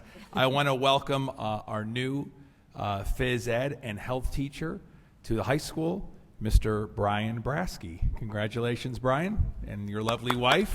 Congratulations. You've definitely earned points. You're still here. Item 4, appointments, non-certificated. Item 5, appointments, certificated substitutes. Item 6, appointments, non-certificated substitutes. Item 7, changes in status, non-certificated. Item 8, contract recommendations, administrative. Item 9, contract recommendations, leadership. Item 10, contract recommendations, certificated continuing contracts. Item 11, contract recommendations, certificated limited contracts. Item 12, salary placements, administrative. Item 13, stipends, local professional development committee. Item 14, medical leave, administrative. Item 15, medical leaves, certificated. Item 16, medical leaves, non-certificated. And item 17, volunteers, chaperones. Any questions? Okay, thank you. Thank you, Ryan. And finally, Dave will come up with the technology report.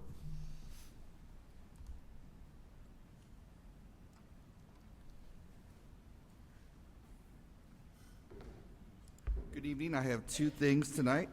The first one is a agreement with Meta Solutions for Schedules 1 and 2 for the academic school year 2025-2026. Be it resolved upon the recommendation of the superintendent that Schedule 1 of the agreement between Meta Solutions and Strongsville City Schools be approved to provide information technology services for 2025-2026 at the annual cost of $127,203.25. That's $22.25 per student with a 5,717 student count. There is a 2% discount for early payment. That's about $2,544, and reducing the cost to $124,659.18. And also be it further resolved upon the recommendation of the superintendent that the Schedule 2 of the agreement between Meta Solutions and Strongsville City School be approved to provide Info Ohio Library Services for 2025-2026 at the cost of $16,579.30. That's $2.90 per student with the 5,717 head count. So Dave, in normal person speak, what are we buying? So Schedule 1 is some support services for like e-finance through both Meta and the Mohican or the Management Council. Also our student information service, our system through Power School, EMIS support, and then also some purchasing co-op membership for some of our programs. And then Schedule 2, like it said, was an Info Ohio Library Services, but it also includes some e-finance plus licensing fees, and then some final form pass-through fees as well. And those are annual for us. And then item number 2 is with Royal Business Equipment for phase 1 of a projector replacement project. Be it resolved upon the recommendation of the superintendent of the Board of Education approves the replacement of outdated or no longer supported Epson classroom and building projectors with Epson 770 Fi or equivalent projectors, mounts, touch modules, and all required cables. Cost not to exceed $170,444.70. Any questions for Dave? Thank you, Dave. That concludes my report. Thank you. All right, report on Polaris Career Center. Mrs. Bissell. Yes, thank you. A couple of things I want to share tonight. If I can find this one here. I want to extend our congratulations. Of course, it's hiring season. It's hiring season at Polaris as well. And so we're very excited to share that now that Diane Zander has been in place for 5 months as the new superintendent, they have chosen and hired a new assistant superintendent, and that's Mr. Ben Hodge, who will be coming to us from Avon. I always get Avon and Avon Lake confused. One of the two. Avon. It's Avon. So he's currently the superintendent at Avon, and he will be joining Polaris in the summer. And I got to meet him last week at our board meeting. He was very excited to be there, ready to get going. He's going to start his major focus on HR. So that's his major first goal, and he's ready and eager to join the staff at Polaris.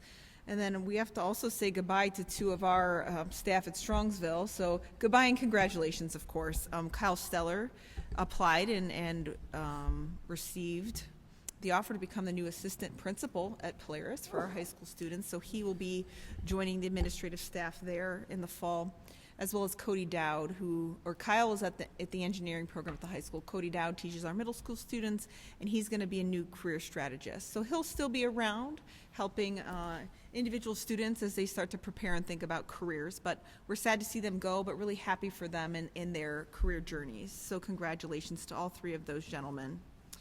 A couple of other things of note are students, 15 of them in fact, business, professional, and office technology, broadcasting and video production, and digital marketing students recently went to Orlando to compete in a competition, and Polaris took home 6 top 10 finishes in that program. So congratulations to those students.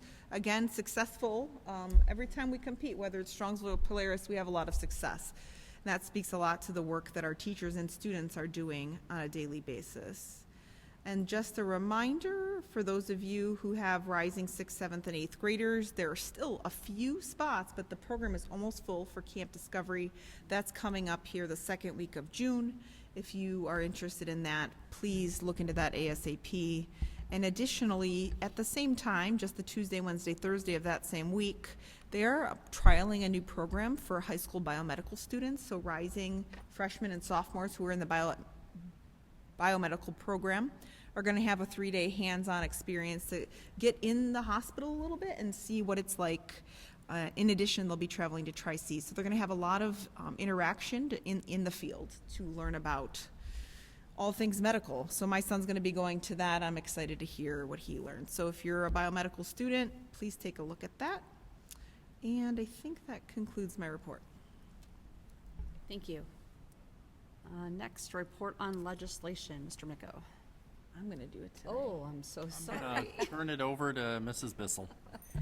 So a couple things that were mentioned already. I just want to thank George for going down and testifying, and I know Laura went with him. Is there anything else you wanted to share about, I know, your experience, Laura or George, testifying? So we testified in front of the Senate Education and Finance Committee.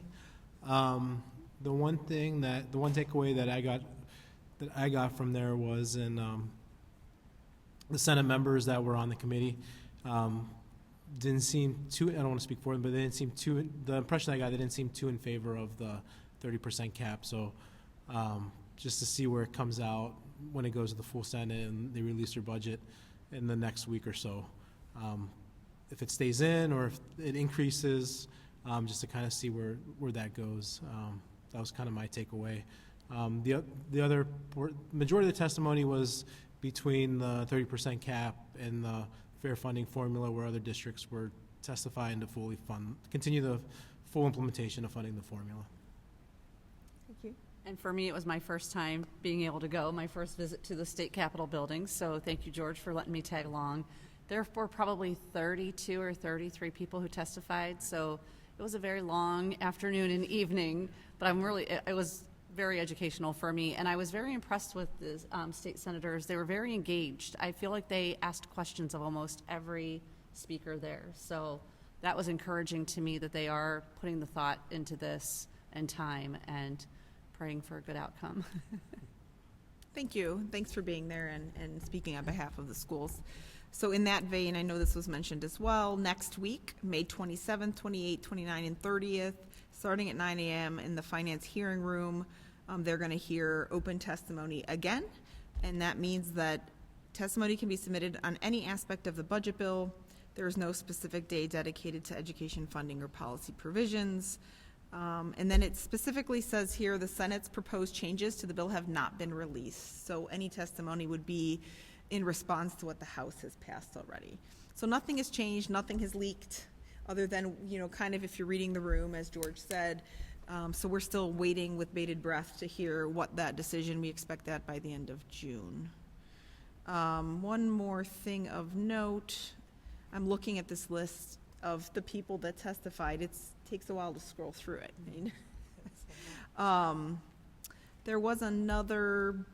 There's a couple more bills that are kind of in the House Education Committee. One of them would change the age requirements for kindergarten admission. So that passed the committee. We'll see where it goes from there. And there's another one, let me see if I can find it here, about the cell phone bill. Do you know which one that is, Richard? It was here in my notes a second. Oh, here it is. Sponsored by Senator Jane Timken. It would require each public school to adopt a policy prohibiting the use of cell phones by students during instructional hours. So last year we had to pass a policy just stating what our use of cell phones is going to be. Now they're making it a little bit more prescriptive, at least that's the intention here, in saying they're going to prohibit it during instructional hours with a couple of caveats. So that has passed the Senate Education Committee, and it is going to the House for consideration. So I'm keeping my eye on that one too, because it will affect our day-to-day functioning in our school district. So Don't we already do that now? not the way that this is going to prescribe it, no. Yeah. So currently, we have no use at all in the elementary. Middle school can use it in the lunch period, and high school can use it lunch period in hallways. Oh, okay. I think that's all I wanted to share at this time. Richard, is there anything else you wanted to add? No, I think you recapped it very well. We are in the heart of the budget season, and the next 3 days for testimony will be critical. That concludes our report. Great, thank you. Next, board liaison reports. City Council. There was a meeting this week, and I would just like to share that the VFW Post 3345 will sponsor the annual Memorial Day Parade this coming Monday, May 26th. The parade steps off from St. Joseph Church on Pearl Road at 11 a.m. and heads south on Pearl Road to Zavarina Lane. That's a hard one, yes. Ending at the Freedom Trail Gazebo, where a ceremony honoring the nation's fallen heroes takes place. If you attend and you feel so would want to keep going, you can go to the Strongsville Historical Society. They're having an open house from 11 to 2. Guests can tour the historic houses, visit the military display, and place a blue or gold star on the gold star tree honoring veterans, and see the missing man table honoring fallen heroes. There'll be crafts for kids and a scavenger hunt to learn more about some historic items in the village. The city offices and the rec center will be closed that day, and no trash pickup. So collection will be delayed one day next week. And that concludes my report. Strongsville Education Foundation. Mostly they just talked about the last meeting. They're getting ready for casino night, which again, put on your calendar, November 23rd. and look them up online. I think they have a new person like doing all their stuff, so look it up because they're looking for sponsors and just people that want to buy tickets. So it is November 23rd. They have new games at Casino Night, and they are going to, yes, new games and more tables. I knew there was something. Oh, and more slot machines.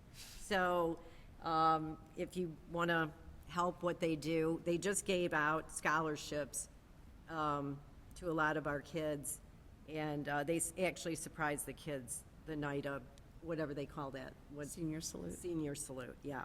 So they really do a lot of good things. So really look them up if you have time and see if you're willing to sponsor a table or something. And, you know, I have it in my notes, so I'm going to tell you, Rich, right now, they need help with the scoreboard. They want to have advertisements on the scoreboard. So I'm now relaying that to you so everyone knows I didn't forget, because it's in my notes. So. But I might forget. We'll put it in your notes.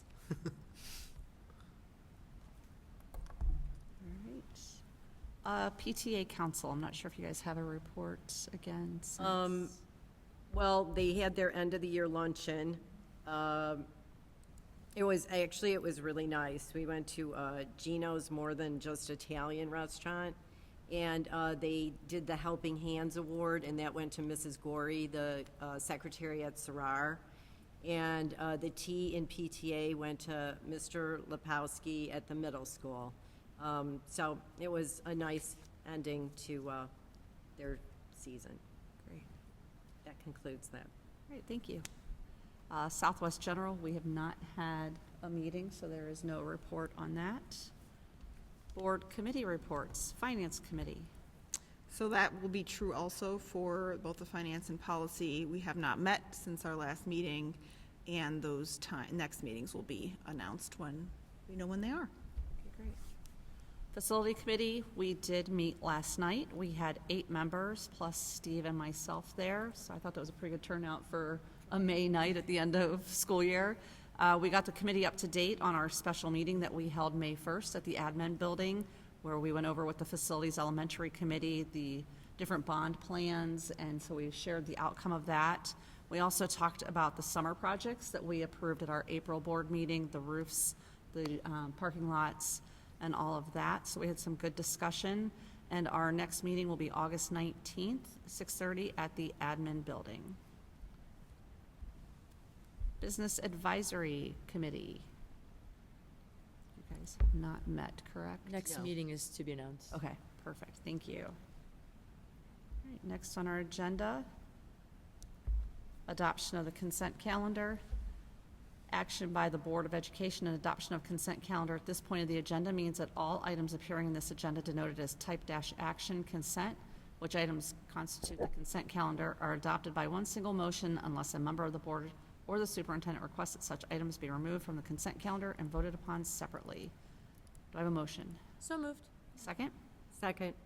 Motion by Ms. Mrs. Hausum? Yes. Can I request that items 19 and 20 from Student Services be I was voted gonna on ask. separately? Yep. Thank you. George, did you get that? Yeah, hang on, let me do that.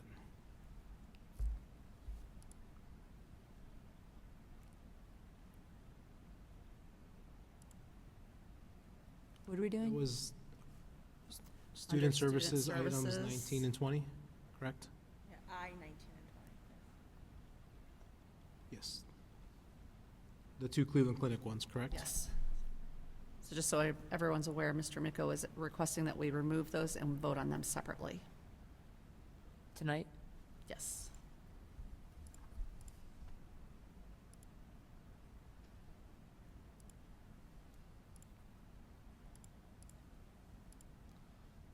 So, Mrs. Hausum, do you want to do those items first and then the consent calendar? Which order would you like to go in?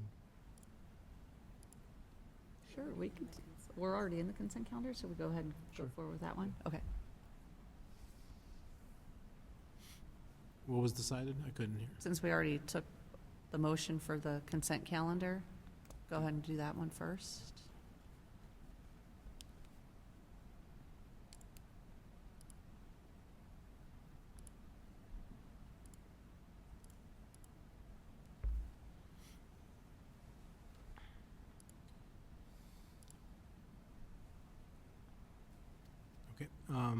So this is the consent calendar. There was a motion by Ms. Stavcek and a second by Mrs. Cobain. Yes. Ready to take vote, or? Yeah, I'm sorry, yes. Can you please take the roll? Ms. Stavcek? Yes. Mrs. Cobain? Yes. Mr. Miko? Yes. Mrs. Hausum? Yes. Mrs. Bissell? Yes. So now we will go back up to section I, item 19.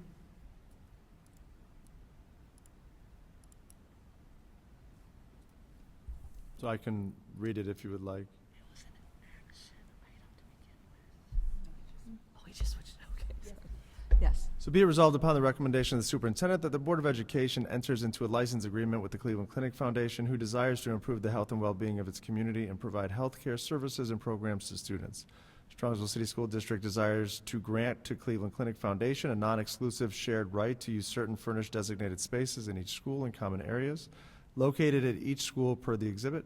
Cleveland Clinic Foundation will provide the services to students pursuant to the terms of that certain memorandum of understanding between Strongsville City School District and Cleveland Clinic Foundation. Do I have a motion? So moved. Second? Second. Motion by Ms. Stavcek, second by Mrs. Cobain. Does anyone have any questions? George, can you take the roll? Ms. Stavcek? Yes. Mrs. Cobain? Yes. Mr. Miko? No. Mrs. Hausum? Yes. And Mrs. Bissell? Yes. Motion passes. I-20, be it resolved upon the recommendation of the superintendent that the Board of Education enters into a memorandum of understanding agreement with the Cleveland Clinic Foundation, who will provide services hereunder in space owned by the Strongsville City School District and licensed to Cleveland Clinic Foundation pursuant to a separate license agreement. The purpose is to create a framework through which the Cleveland Clinic Foundation may provide on-site mental health services to students in designated spaces in Strongsville City School District buildings as described in the license agreement in accordance with this memorandum of understanding. Do I have a motion? So moved. Second? Second. Motion by Ms. Stavcek, second by Mrs. Cobain. Any questions? Hearing none, George, can you take the roll? Ms. Stavcek? Yes, absolutely. Mrs. Cobain? Yes. Mr. Miko? No. Mrs. Hausum? Yes. Mrs. Bissell? Yes. Motion passes. Going back down. Okay, board bylaws and policies. We have a first reading on the agenda tonight. Does anyone have any questions or concerns with the first reading of the policies? The only one I was looking at was policy 5223 on religious instruction. After reviewing it, I have some questions and I'd like to send it back to the committee. Okay. All right. Superintendent's timely information. Dr. Ryba. Before you go on, if I can offer a suggestion. Yes. If you would like to propose if you want the committee to fully review it, we could do that. If there is a tweak or a change that you'd like, you can bring it up to the board here, and if there's consensus among the board, we can make that change and put it on the agenda next time. Perfect, thank you, because I've never done this before. Yeah. Thank you for explaining that. Yeah. And I do. My concern was, this was religious instruction and students leaving the buildings for an hour at a time, and the religious places that they go, sending trinkets back with the students. I'm really not comfortable with the kids bringing trinkets back. So that was what I was hoping that we could look at. Can you read that one line for Yeah, us? so currently the policy committee struck this so it wouldn't be included, but the statement is it's an option we could select. Any private entity providing religious instruction during the school day must agree that it will not provide participating students with any materials, snacks, clothing, candies, trinkets, or other items for their return to school. The district will not release students for religious instruction release time to any private provider that fails to adhere to this prohibition. So with it being stricken, that means that kids can go to their release time and bring back all of the things I just listed. If we reinstate it, it means that would be prohibitive. So if I understand correctly, you're suggesting we prohibit that? Yes. Can we talk about it now? Yeah. Is that the idea? Okay. Does anyone else have a problem with making that adjustment? What would they bring back? I don't understand. That would be so offensive. To me, it's just so vague, and I don't know. So that's, and to me, it's maybe then it's something that you guys should look into, to just see what it is that they would actually bring back, you know? I don't know. Bring back to distribute or bring back to? I mean, if it was just given to them, I mean, if they were gonna come back and like distribute stuff, I could see, but I don't know. I think the concern, if I understand correctly, is they're gonna bring back all the stuff that the other students are then gonna see, right? So what kind of disruption does that cause to the classroom? What does it cause in terms of the other students' reaction to those items? I think that's the idea. Right. Of like, just what happens if you start bringing snacks back? Well, where'd you get the snack? Well, you know, does it become, you know, disruptive or A distraction. Is there any way you can find out, though? I mean, do they do this? Yes. They do, yes. But this is a generalized policy that would stop anybody from doing it, not just one certain group. But to me, it's just a disruption in the class day, that if we can avoid it, I'd prefer to avoid it. Comments, Richard? I could go either way without knowing exactly what they'd be bringing back or how much of a disruption it would be. It's, again, it's vague, so I'm not sure. I'd like to think it through. I mean, on the one hand, you know, disrupting the classroom is a concern and an issue. On the other hand, respecting parents and what they want for their students' education and what they want for their students' religious instruction. And, you know, we don't tie up the Cub Scouts with rules on trinkets and things like that. So I just want to think it through before I have an opinion. Fair enough. And so just so everybody has the full scope of the policy, and, you know, Haley and Michelle and I can get together and talk and provide a recommendations to the board, but the way that, as I'm sure you've all read the policy, says, hey, if there's a religious group that would like to have students and parents would agree to have students leave school during the school day, it can be done only during non-graded, non-core time. So they would leave during, so let's take a look at a practical example. It would be lunch and recess at the elementary schools. So the religious group or institution would need to send transportation, get the kids where they have parent permission, go back to that wherever they're going to, have their religious instruction, come back. We have had at this point no groups approach us with this or share a desire to do this at any school. So it will be, we can't come back and say, hey, this is what this one group does. We can speak in general terms, but we haven't had any groups request this option yet, or any parents request this option. Are there any deadlines from the government, from the state? All of these, I believe, have to be July 1st. They have to be implemented for next year. Yeah, so if you guys want to think about it, and if Cameron and Michelle and Haley want to get back together, and Rich, if you have concerns or questions, you can reach out to them. Yeah. Sharon. Okay. So what we'll do next time is the rest of these, if there's no other questions, they'll go to second reading. Michelle, Haley, and I will talk, and we will decide what's going to be put on as a first reading and then share that with the board. Perfect. Okay. All right. Thank you. You're welcome. All right. Next up, timely information. All right, so I know obviously there's not the screen, but you've got it linked in front of you if you want to take a look. But a couple highlights around the district. We've had this at a couple elementary schools, and I think some board members have been able to participate, but it's called a living wax museum. So kids read biographies on different historical figures, they write a book report, and then they dress up and share the facts that they've learned in person in an interactive event. So usually there's a button, and you go up to the student that may be Rosa Parks, push the button, they come alive and tell you the story of Rosa Parks. And so again, Mrs. Holden's class and Mrs. Marlowe's did this recently at Chapman Elementary School, and just a great experience for the kids and the families that get to come in and see all that their kids have learned and be able to present it to an authentic audience. At the middle school recently, and as well as at the high school, I thought this was really cool. We had a gentleman, Dr. Fields, who travels around Northeast Ohio, kind of giving real-life experiences to our students of history. So his work was with General and President Ulysses S. Grant, So he came around and actually made a stop, one of only a few schools in the area that he made a stop to. He visited historical sites, schools, and libraries to commemorate the 160th anniversary of the end of the U.S.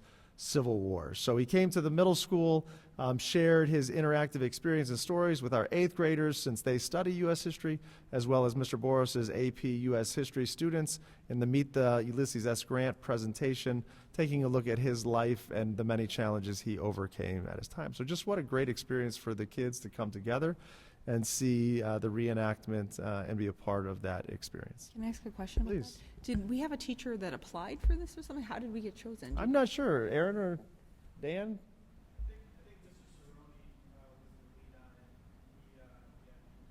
Okay. Yeah. So kudos to him Yeah. for, this is so cool. Isn't it great? Yeah. Opportunity. Yeah. And then I believe I mentioned a little bit about this last time, and we did a 60 seconds on it, but Ms. Giamo and Ms. Welsh, who's a student teacher at the high school, they're honors English students. They created that immersive experience around the Lord of the Flies.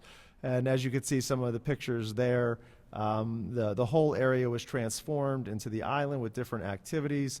And it was all student-led, so that was the really cool part of it, is the teachers did a tremendous amount of work to build it up, but the student leaders led the work, as well as using the high school mental health ambassadors to take a look at the themes of the book and apply them to real-life experiences and things that our kids are going through in today's day and age. So just a wonderful experience, and if you didn't check out the 60 seconds, I would highly recommend you do, because that gives you a true feel of what that experience was like. As many of our senior parents know, unfortunately, Mother Nature is not cooperating with us, so we have made the decision to move commencement to Saturday, May 24th at 11 a.m. at Pat Catan Stadium. So who would have thought in May it would be 40s and rainy? But that's what it is on Thursday. So we look forward to a wonderful morning and early afternoon celebrating the class of 2025. And if you can't make it, you can live stream it at our SCS TV, which is found on our website. Last day of school is May 30th. Don't forget, it's an early release day. We'll send out another message to parents reminding them of that schedule for early release day, and you can find that on our webpage as well. And then it's not too early to start thinking about the first days of school next school year. So August 18th. It is too early.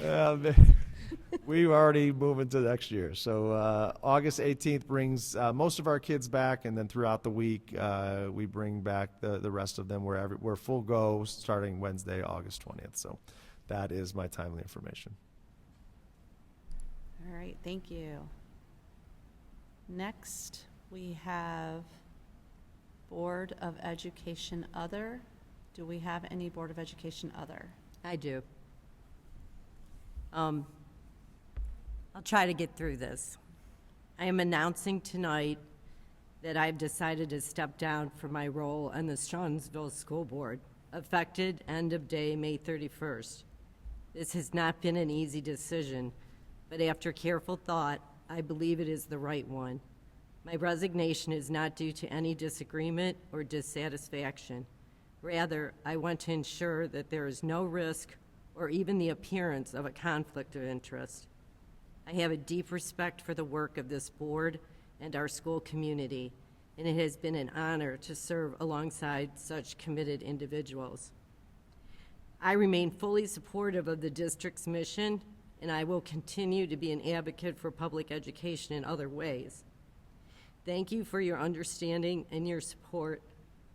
God bless you all, and I'll keep you all in my prayers. Thank you. On behalf of the Board of Education, I want to express our sincere gratitude to you, Sharon, for your service and commitment to our school district. Your dedication to our students, staff, and community has made a meaningful impact, and we are truly thankful for the time and energy you have devoted to this role. While we are sorry to see you step down, we respect your decision and wish you all the best in your next chapter. The board will now move forward with the process of filling the vacancy in accordance with our policies. Any other Board of Education other? Moving on to meeting notifications. A regular Board of Education meeting work session will be held Thursday, June 12th, 2025, 6:15 p.m. for executive session, followed by public session at approximately 7 p.m. in the meeting room of the Administration Building, 18199 Cook Avenue, Strongsville, Ohio. A regular Board of Education meeting will be held Monday, June 30th, 2025, 6:15 p.m. for executive session, followed by public session at approximately 7 p.m. in the meeting room of the Admin Building, 18199 Cook Avenue. We do have need for executive session for To consider the appointment, employment, and discipline of a public employee, to review negotiations or bargaining sessions with public employees concerning their compensation or other terms and conditions of their employment. Can we also add to consider the appointment of a public official? We may return to public session afterwards to address additional business. If so, that portion of the meeting will be open to the public. We will enter into executive session at approximately 9:25.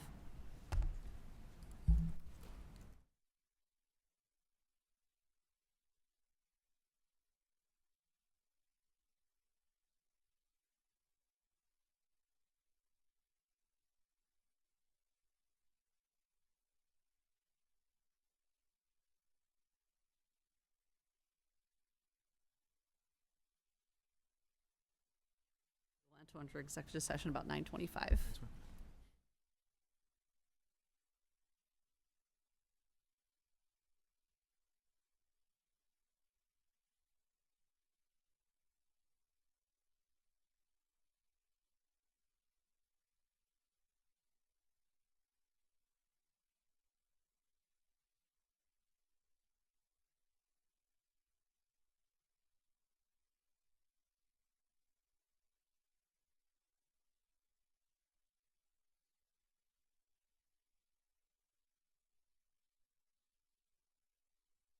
But my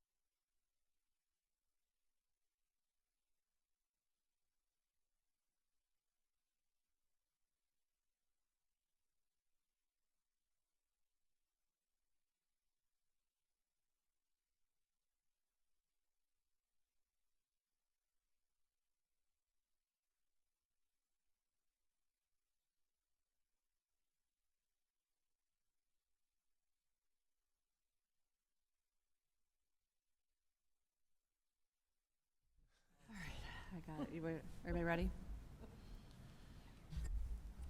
All right, we will resume public session at 11:19 p.m. Next on the agenda, I will turn it back over to Dr. Ryba. Thank you, Ms. Hausum. I have one additional item for the board's consideration. Be it resolved upon the recommendation of the superintendent that the following non-certificated personnel be hired for the 25-26 school year based on receipt of clear FBI BCI background check, coach's tool chest, and pupil activity permit. This contract has been offered to those employees of the district who have a certificate of a type described in the section referenced of the Ohio Revised Code, and no such employee qualified to fill this position has accepted it. Be it further resolved that this limited contract be non-renewed for the 26-27 school year, and that to comply with the Ohio Revised Code mentioned, the required written notice of intention to non-renew be included in the limited contract, salary to be paid prorated over the applicable athletic season, to hire Ryan Kilbane as the head basketball coach of Strongsville High School. Do I have a Boys motion? basketball coach. Do I have a motion? So moved. Second? Second. Motion by Ms. Stavcek, second by Mrs. Bissell. George, can you take the roll? Ms. Stavcek? Yes. Mrs. Bissell? Yes. Mrs. Kilbane? abstain. Mr. Miko? Yes. Mrs. Hausum? Yes. Motion passes. At this point in the agenda, we will adjourn Do I have a motion? So moved. Second? Second. Motion by Ms. Stavcek, second by Mrs. Kilbane. George, can you take the roll? Ms. Stavcek? Yes. Mrs. Kilbane? Yes. Mr. Miko? Yes. Mrs. Hausum? Yes. Mrs. Bissell? Yes. Motion passes. Meeting adjourned at 11:20 PM. Thank you. Thank you.